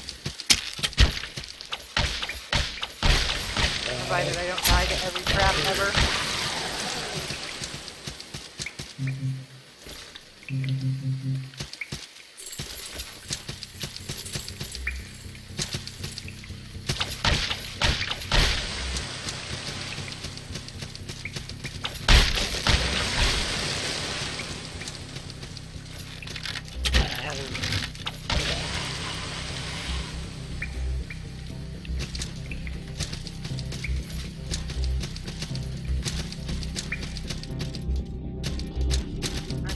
Where we were earlier.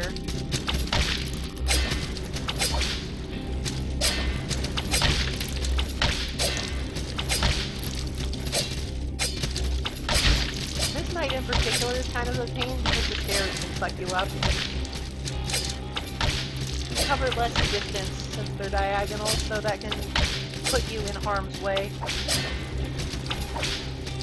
However, if you can get the knight on the stairs, he's actually in a really vulnerable position then.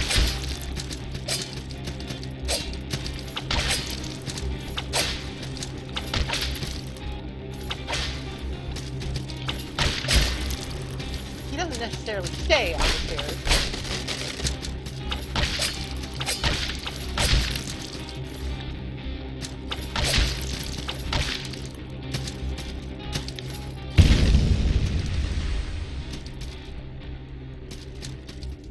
Conduit of Mind Ring.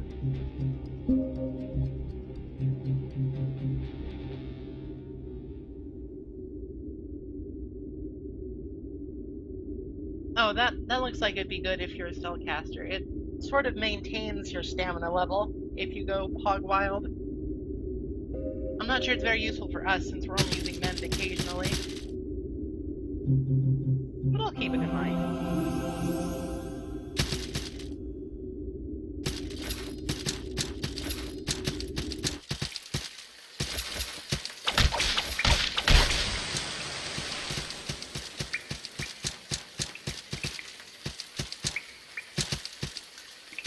Now, this configuration here makes it seem like we might get a wall jump at some point, but maybe I'm just projecting.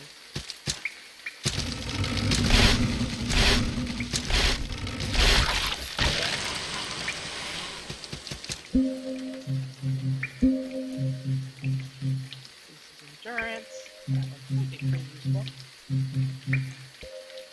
But my playstyle in these games is always very greedy. I always equip all the things that let you get more stuff for less effort. Usually tends to work out. Sometimes I end up regretting it.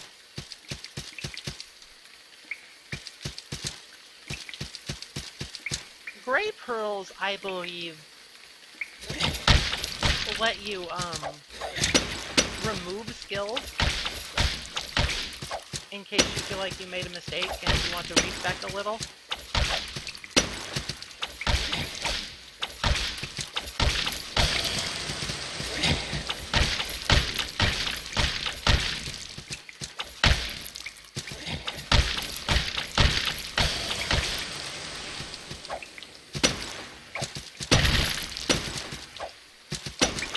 These hooded thrower guys aren't like hugely dangerous, they're kind of a pain in the ass.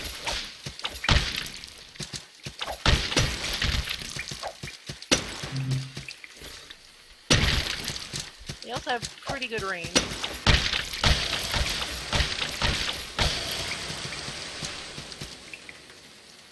Saltless as ashes. Ghastly gourd. The ghastly gourd lets you put a pumpkin on your head.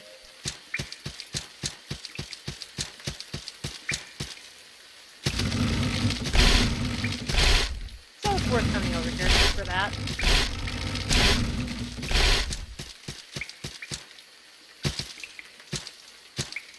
I stream, it's Halloween all the time.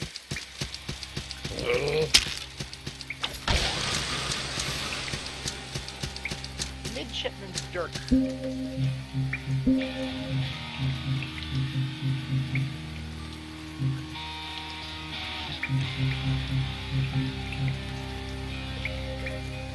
Doesn't seem very good. It's a dual wheel, but it's something.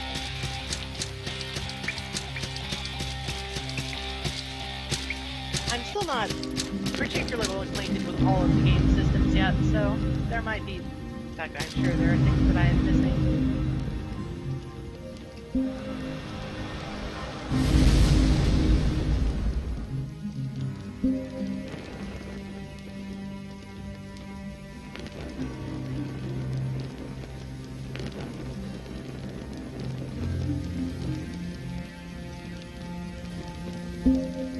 I'll go ahead and take Class 2 light armor. The extra endurance is nice.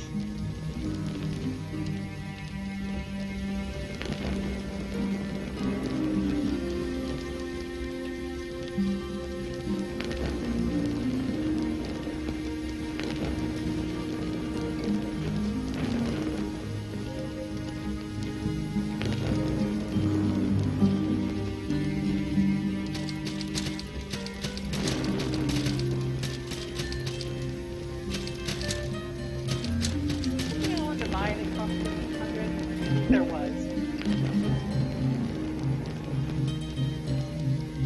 think it was that flintlock pistol, actually.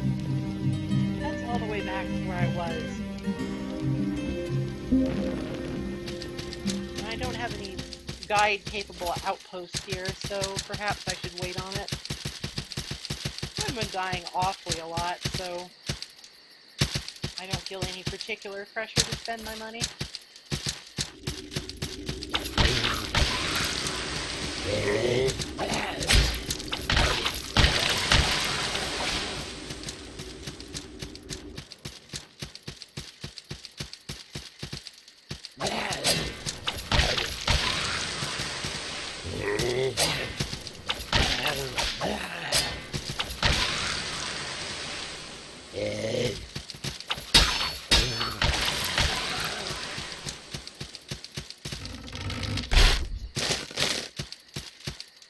More careful about that. It will get me killed one of these days, I'm pretty sure.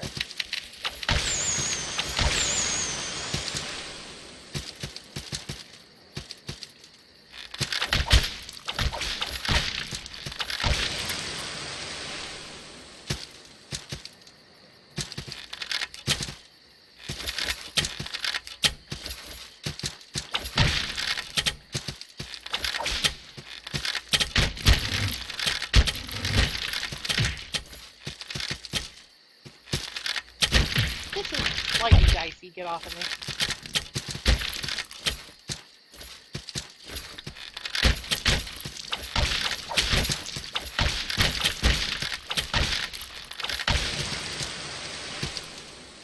You can get overwhelmed pretty easily in this area.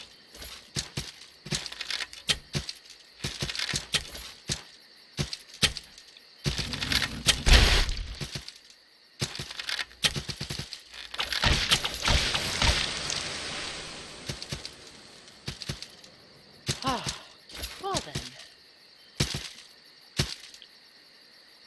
Mossy Trap. What does this one do? Increases attack speed. I must confess I haven't done the numbers. I don't know which one is the most powerful.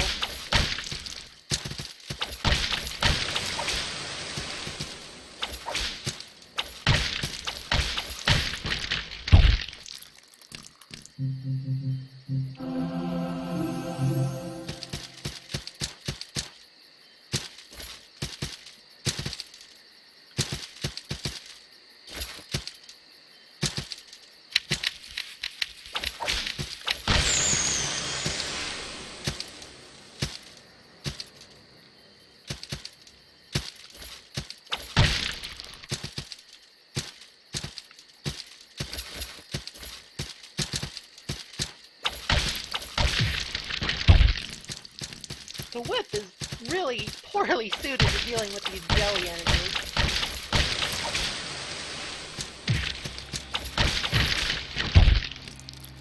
Alright.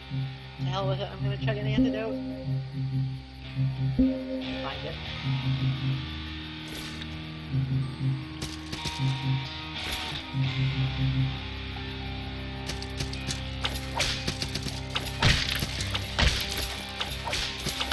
Seems like being airborne is a decent way to deal with them because they can't latch on that way.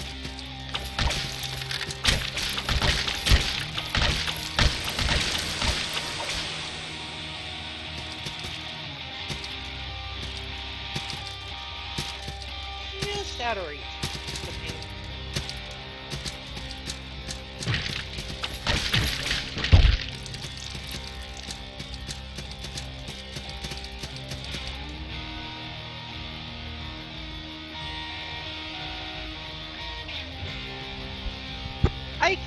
I can't turn the game down any lower.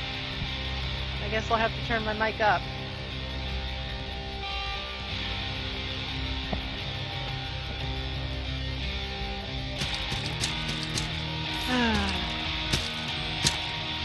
Streaming is hard.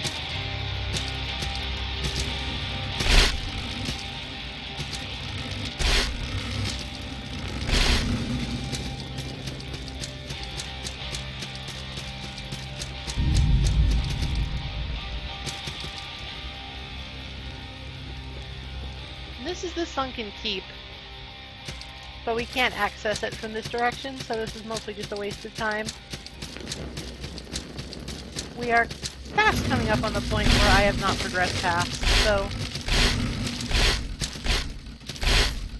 Ah! Let's try not to fall to our deaths.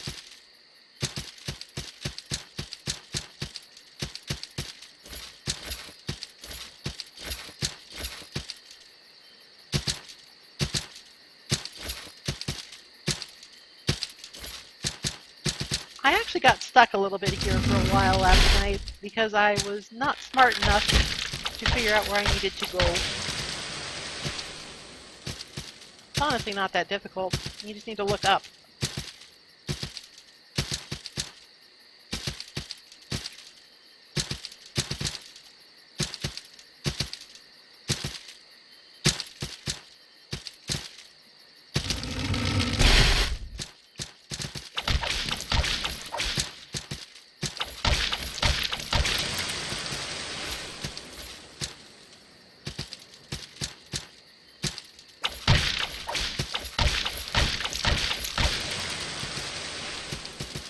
Another bullwhip. Could I dual wield bullwhips? Who knows?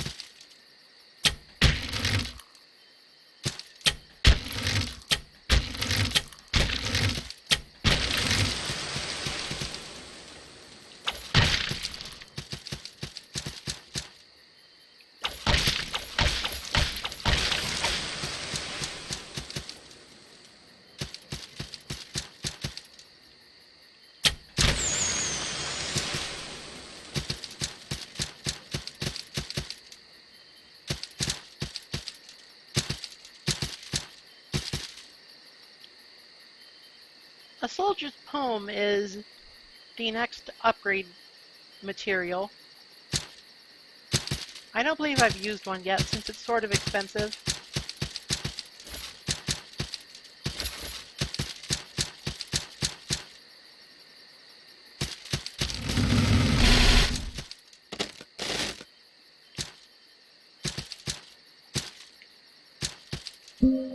Another ring. We're just kind of throwing these out right now. Increase willpower. I guess that would increase stamina, so it could be useful. Yep, looks like the stamina bar changed. By how much, I don't know, so I'm not sure if it's like significant or not.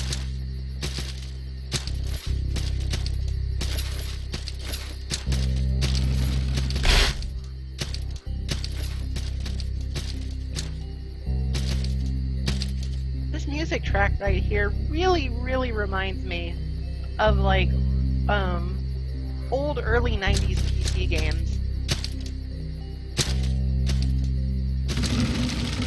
It's probably intentional. At least I would imagine so.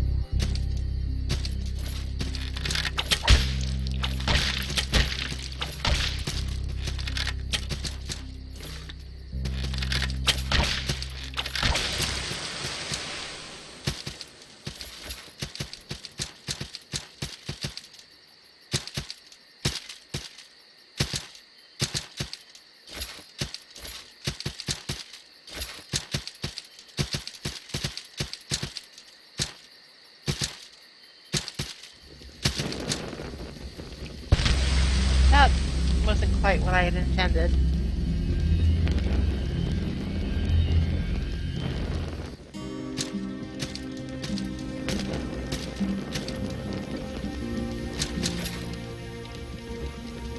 Would you believe that's happened before? It was about as obnoxious then as it was now.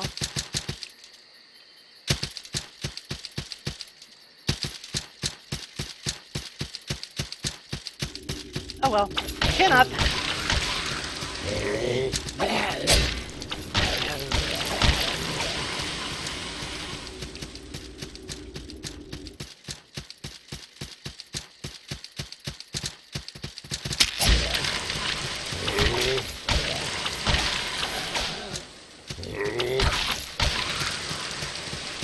If the mobs feel cooperative, sometimes they'll trigger traps on their own and save you some trouble.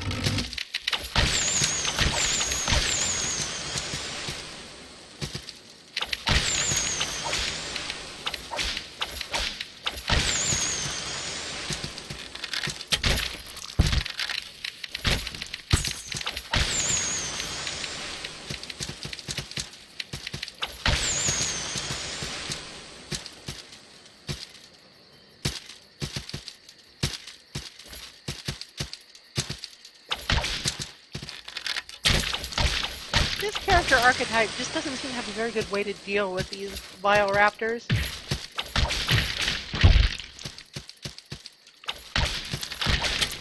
Very low stagger, pretty low damage. Range doesn't help that much.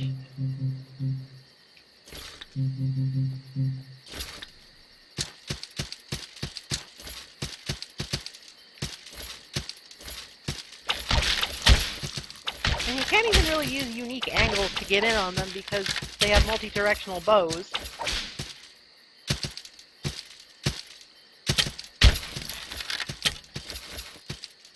I should probably switch to a shield.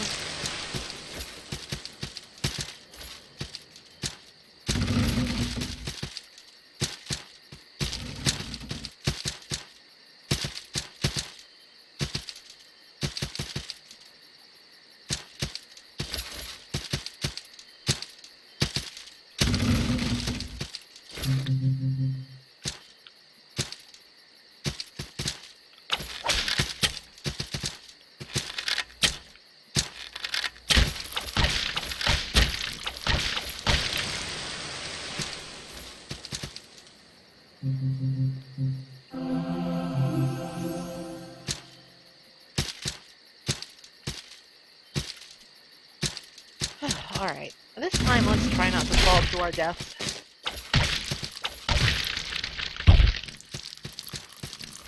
At this point I'm considering just letting these guys latch on me so I can kill them more quickly. It's not like I'm running low on antidotes.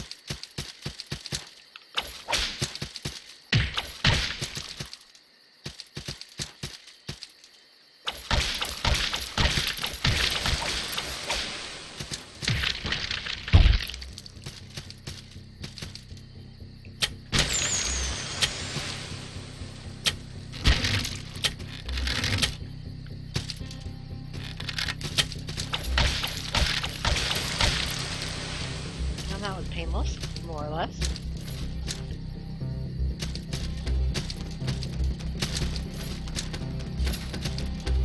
That creature over there is essentially what happens when you fall to your death. That's what has all your salt.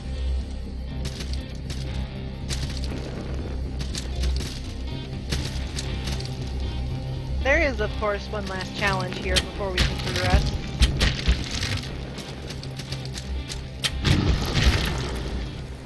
Are you kidding?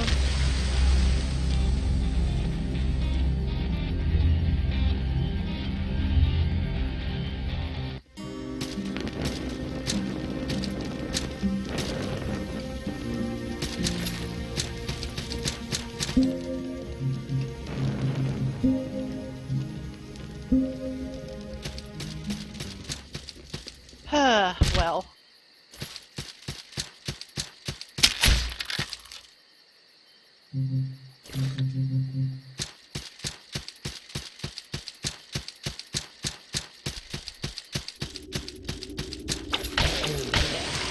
Life is hard.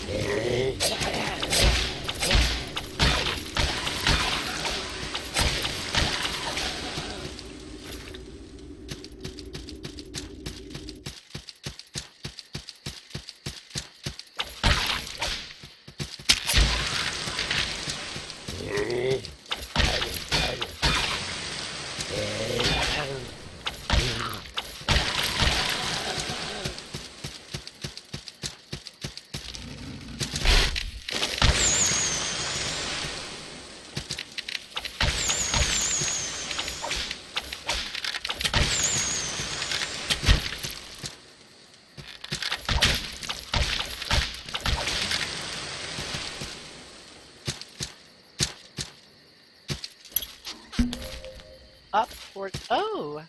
I see.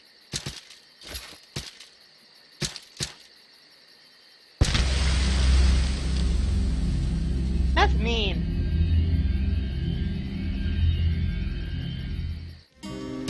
That's some mean shit, game.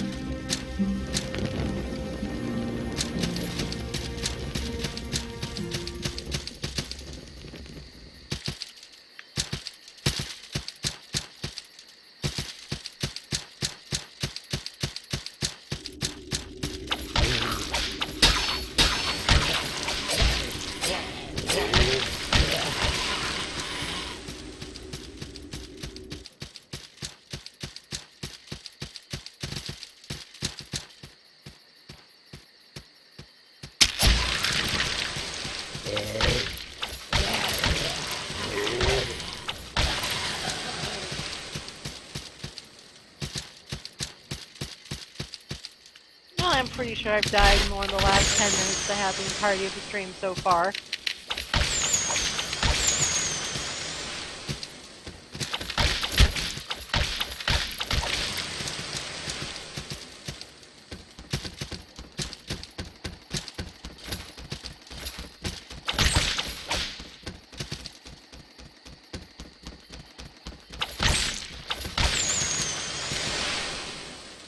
Well, at least I got it back. But where is treasure? How do I get up without falling to my death?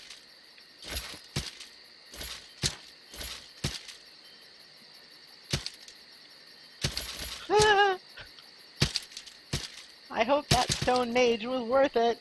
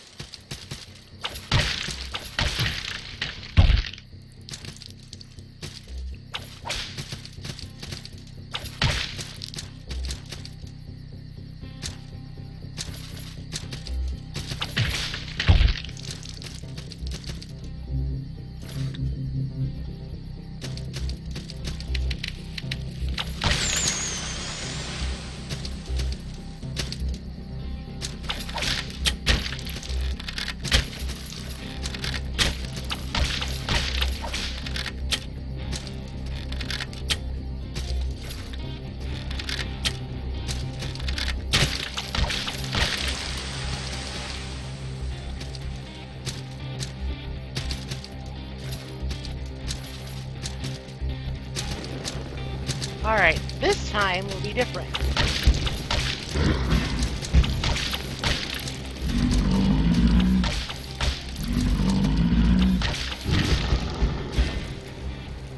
I didn't fall to my death, it was different.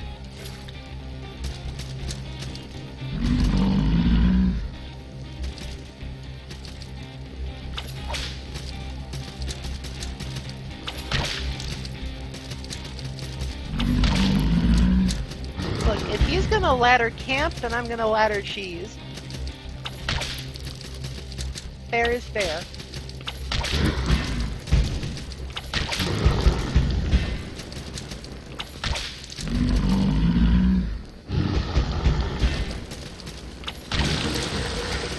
Dickhead.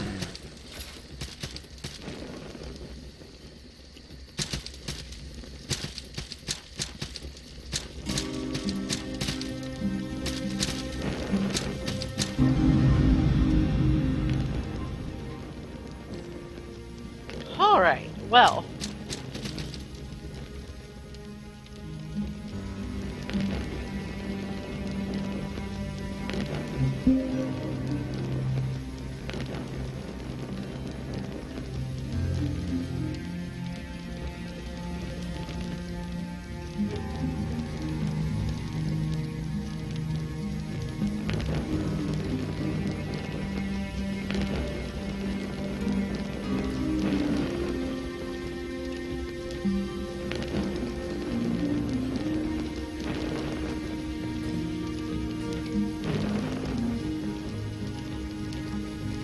I don't feel particularly in the mood for eco-terrorism at the moment, so we'll take a pass on taking that oath.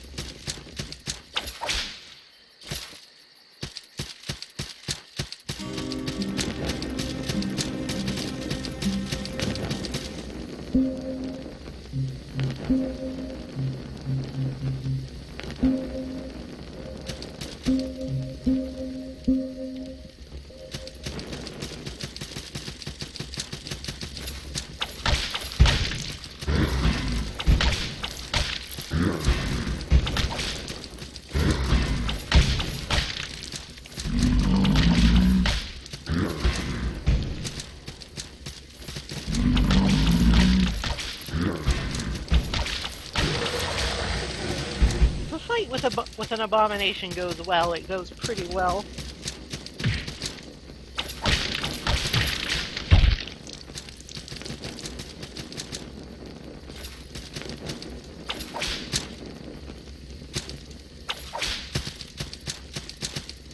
There's another one of those candlesticks.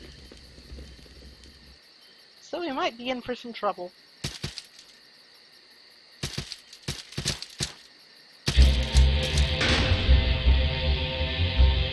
Next boss is the Mad Alchemist, who is sort of weird.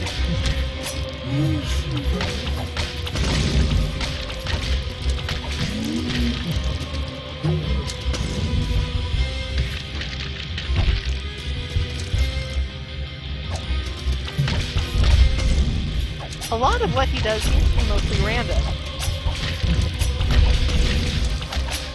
None of his attacks are like too damaging on their own, and sometimes he summons a slime, which is annoying. And he summons two. 3. Come on. 4.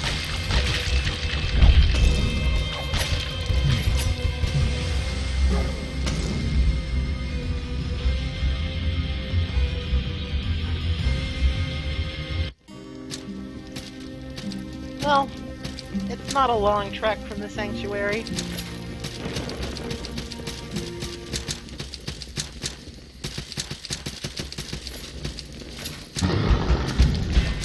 No reason to deal with him if we don't have to.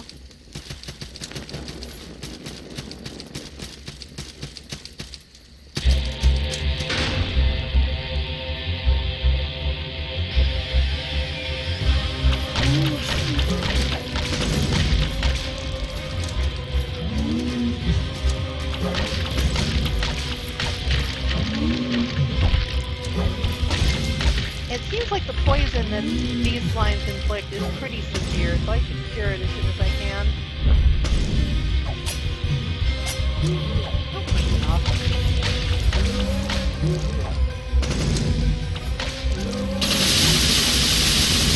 The lightning seems to be his most dangerous attack.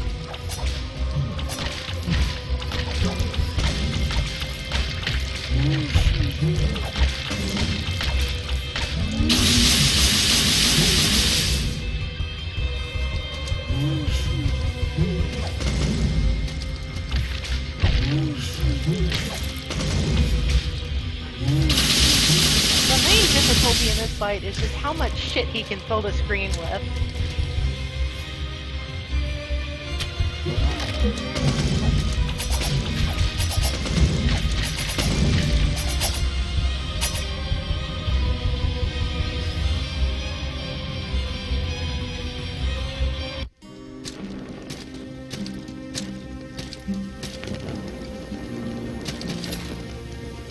Now, the nice thing about bosses, if you die to them over and over again, is that they continue to steal your salt, but it accumulates over time. So provided you keep dying to the boss, then you won't really be in danger of losing it, provided you prevail eventually.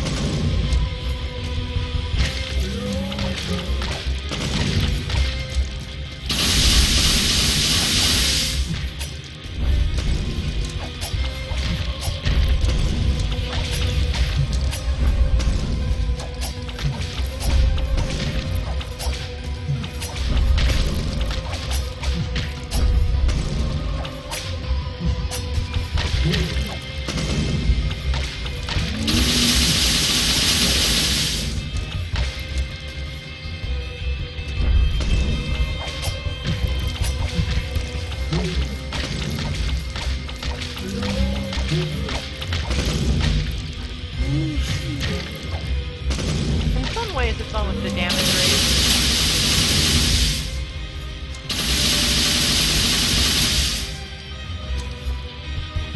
Unfortunately, that's something we're not very equipped to deal with at the moment.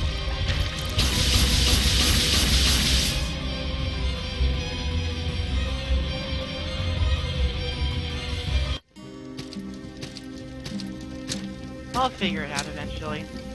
I didn't have as much trouble with this on my last character, but it seems like just in general, this area is harder for the hunter, provided that you haven't done significant modifications to the character.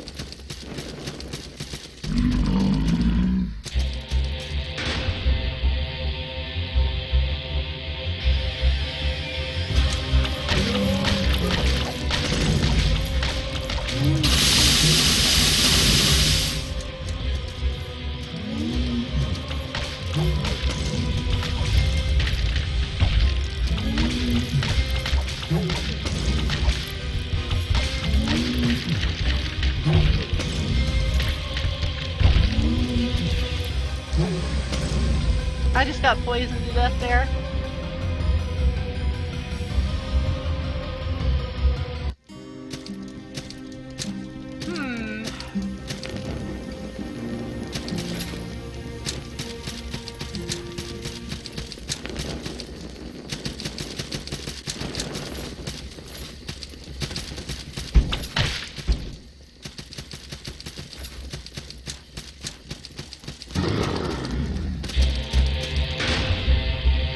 Why this one decided to materialize as an otherworldly creature.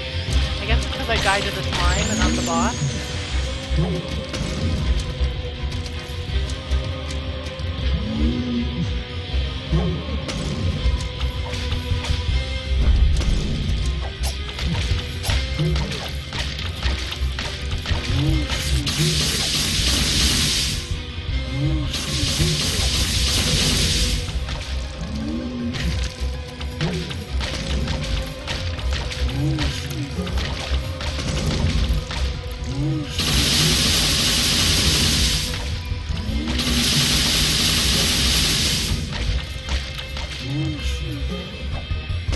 I can just sort of keep him up here. It's not that big of a deal.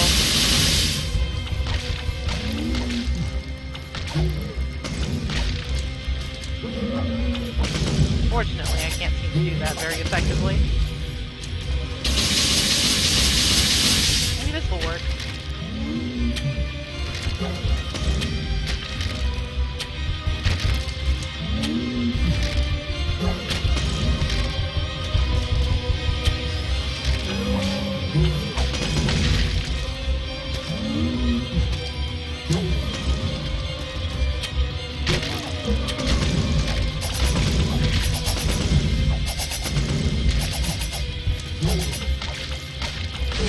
There we go.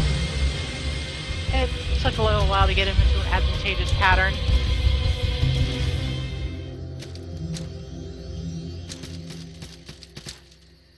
Vanquished.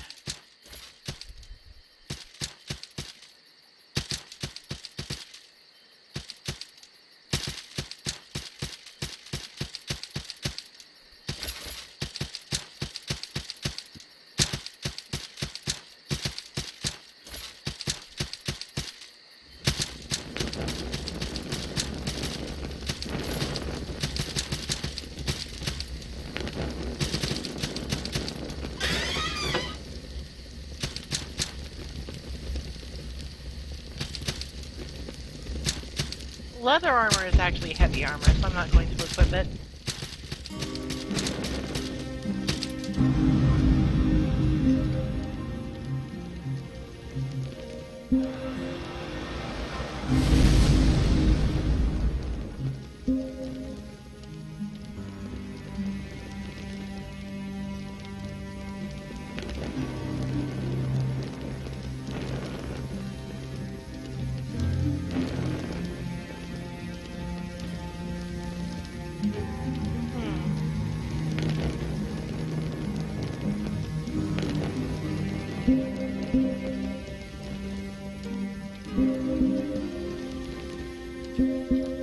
I guess that will do for now.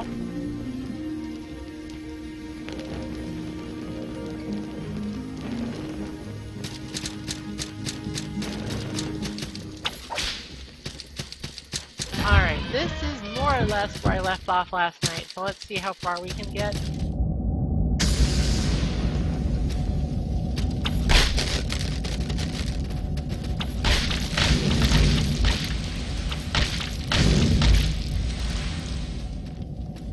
I recall having quite a bit of difficulty with those guys last night. That's because I was using a slower weapon, so a lot of this just seems to come down to which weapon you're using at the time. This opens up a shortcut to down below.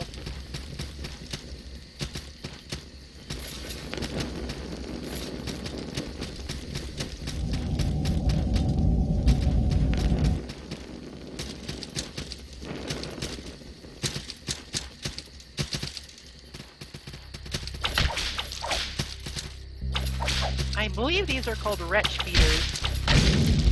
They do a lot of damage, but they're sort of glass cannons. Ugh, just out of reach. If I do get an improved jump, I hope it's soon.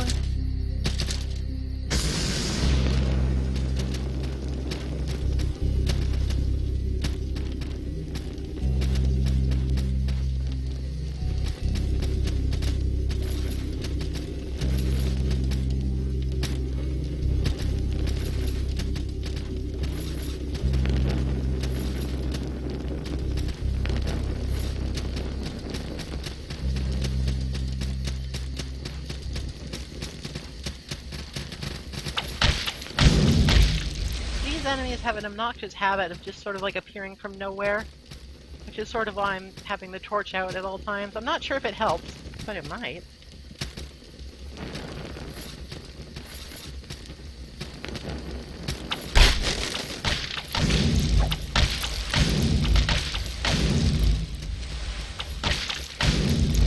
Oh well, yeah, this is a lot easier with a faster weapon.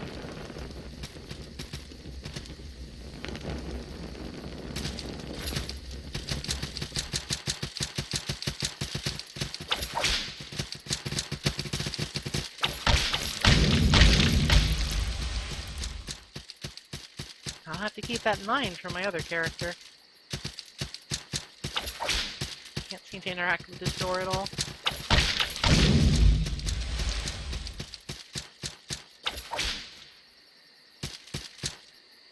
Another boss fight so soon? Perhaps not right this instant.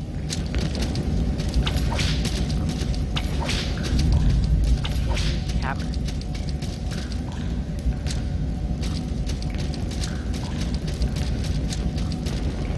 Looks to be a bit of a dead end.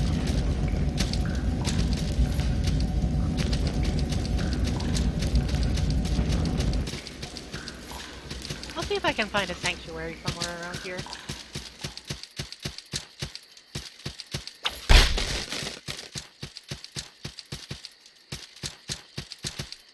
Look like a sanctuary.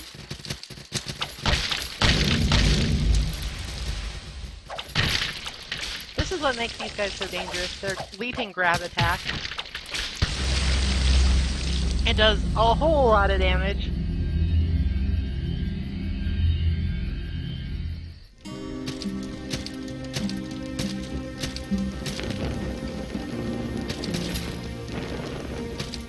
Seems like the best way to deal with them is to kill them before they can kill you.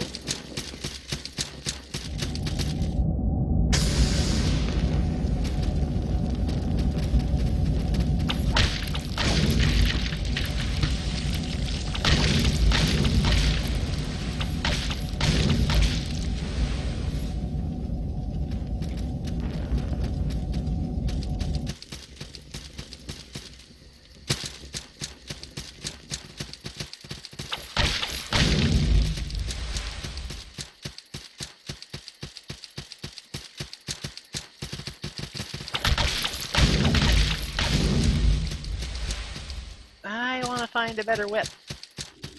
Do such things exist? Surely they do. There's an entire weapon class devoted to them.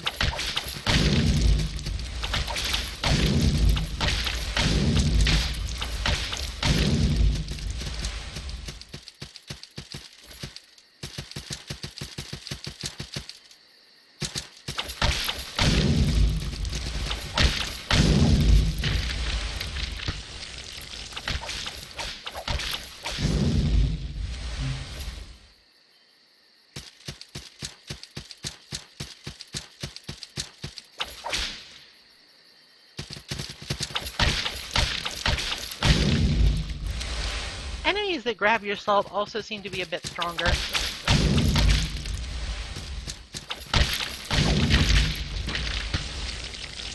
What does that eye man do, I wonder? Does he turn them invincible?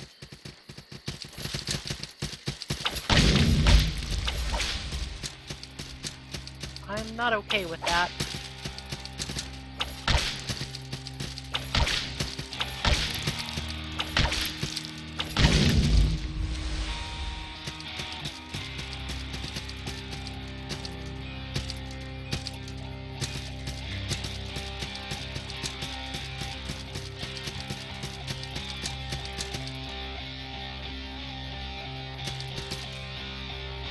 Safe to walk on? Okay, yeah. Sometimes it's hard to tell in this game.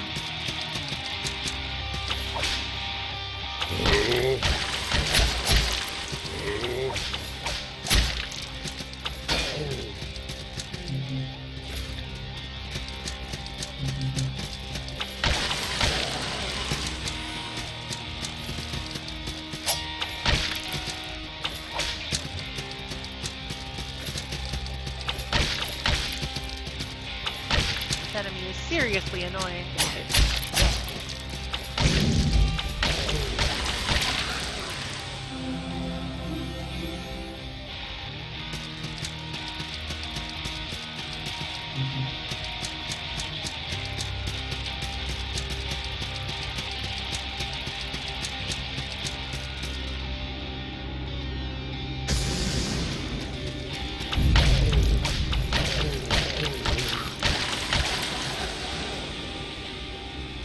There are an awful lot of ways to go. But I'm probably not going to commit to one of them until I find a safe spot.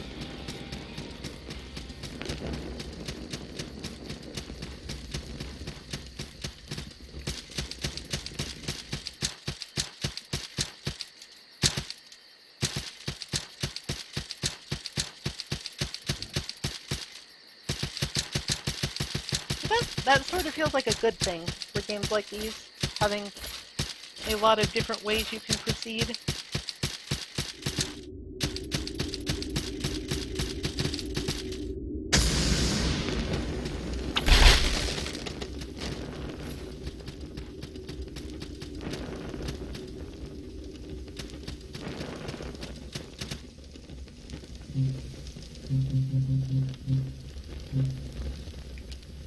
Oh, it's been a while since I've been able to claim one of these for myself.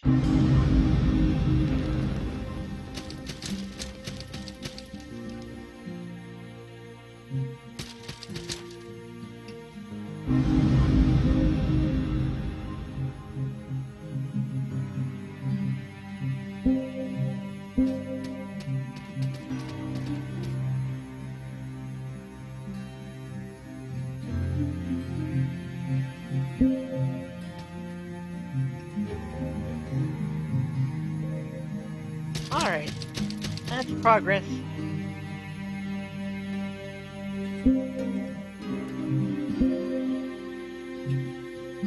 Alright, I do want to buy this flintlock pistol.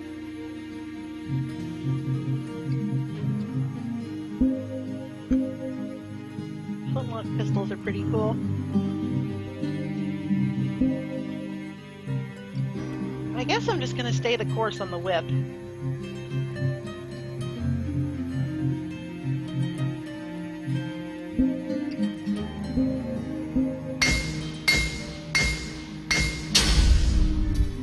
Hopefully the pistol gives me a little bit of extra oomph.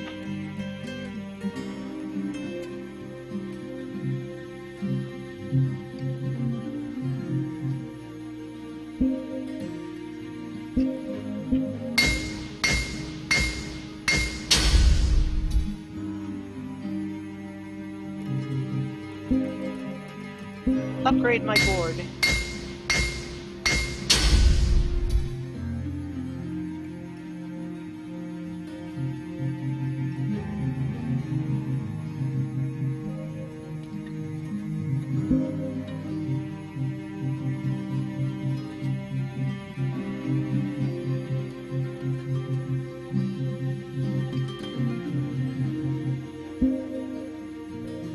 Paralocks.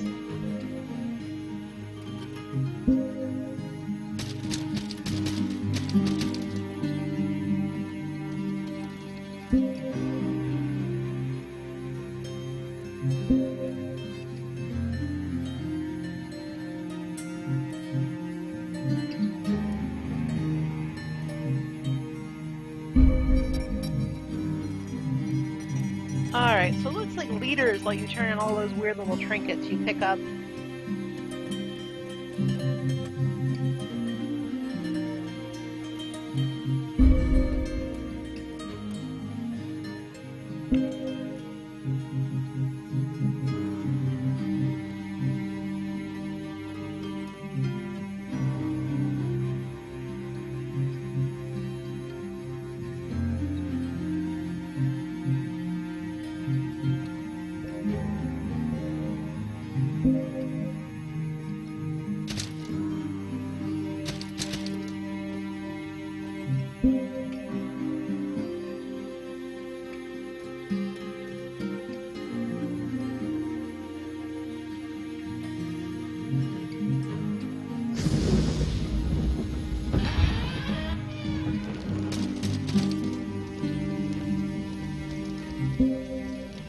I believe this fellow was the only one who sold flintlock shots.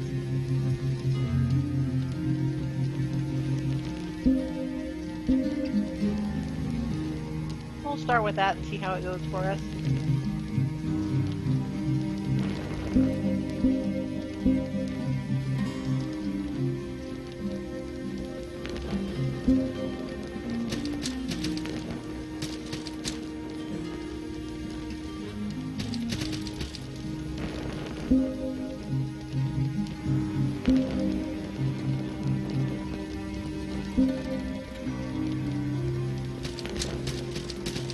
Alright, I think I'm gonna wrap up the stream pretty quick here.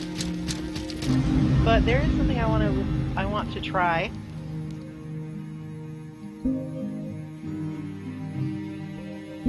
Now that I am slightly beefier than I once was, I'm gonna try and take on that armored knight.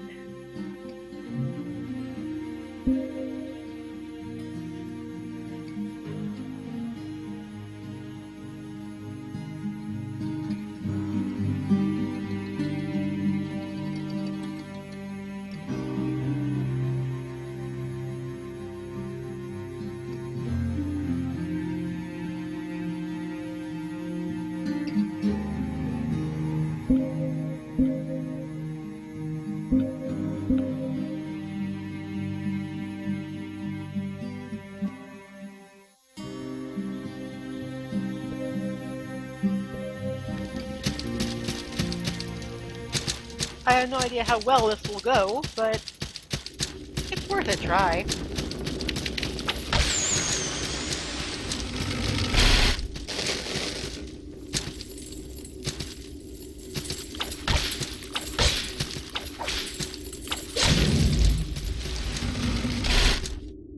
Goodbye, whatever that was.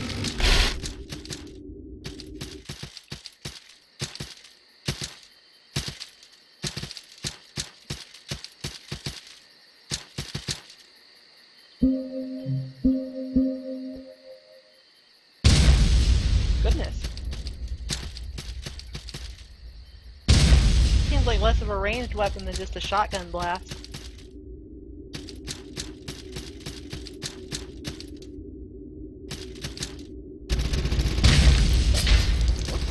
Alright, well I can at least take more hits from the guy. Not all that many more, but some. What the? That didn't make a lot of sense.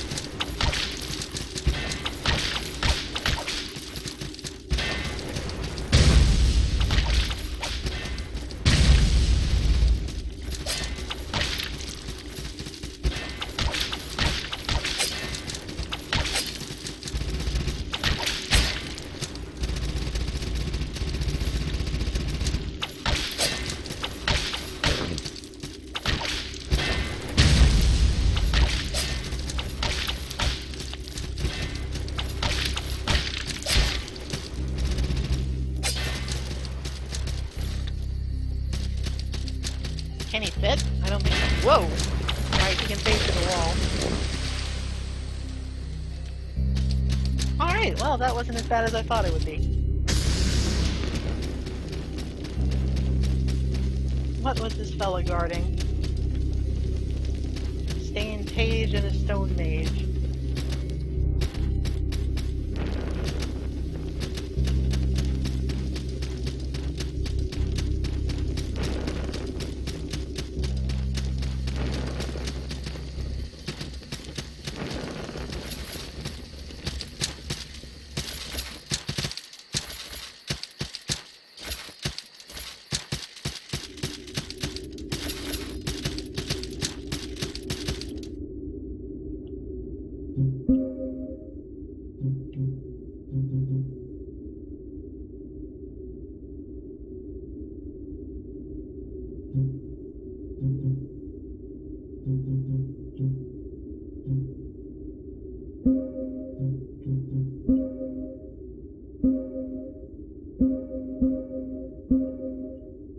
Alright, I think I'm going to upgrade my pistol, then call it a day.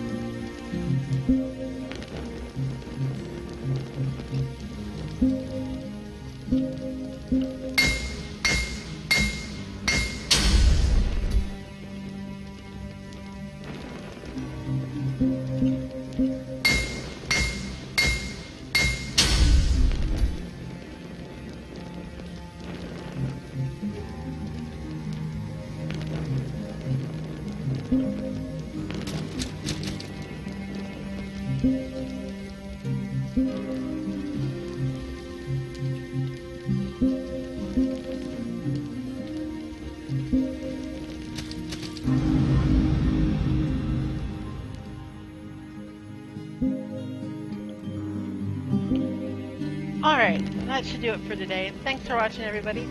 Hopefully, this has maybe piqued your interest in this game.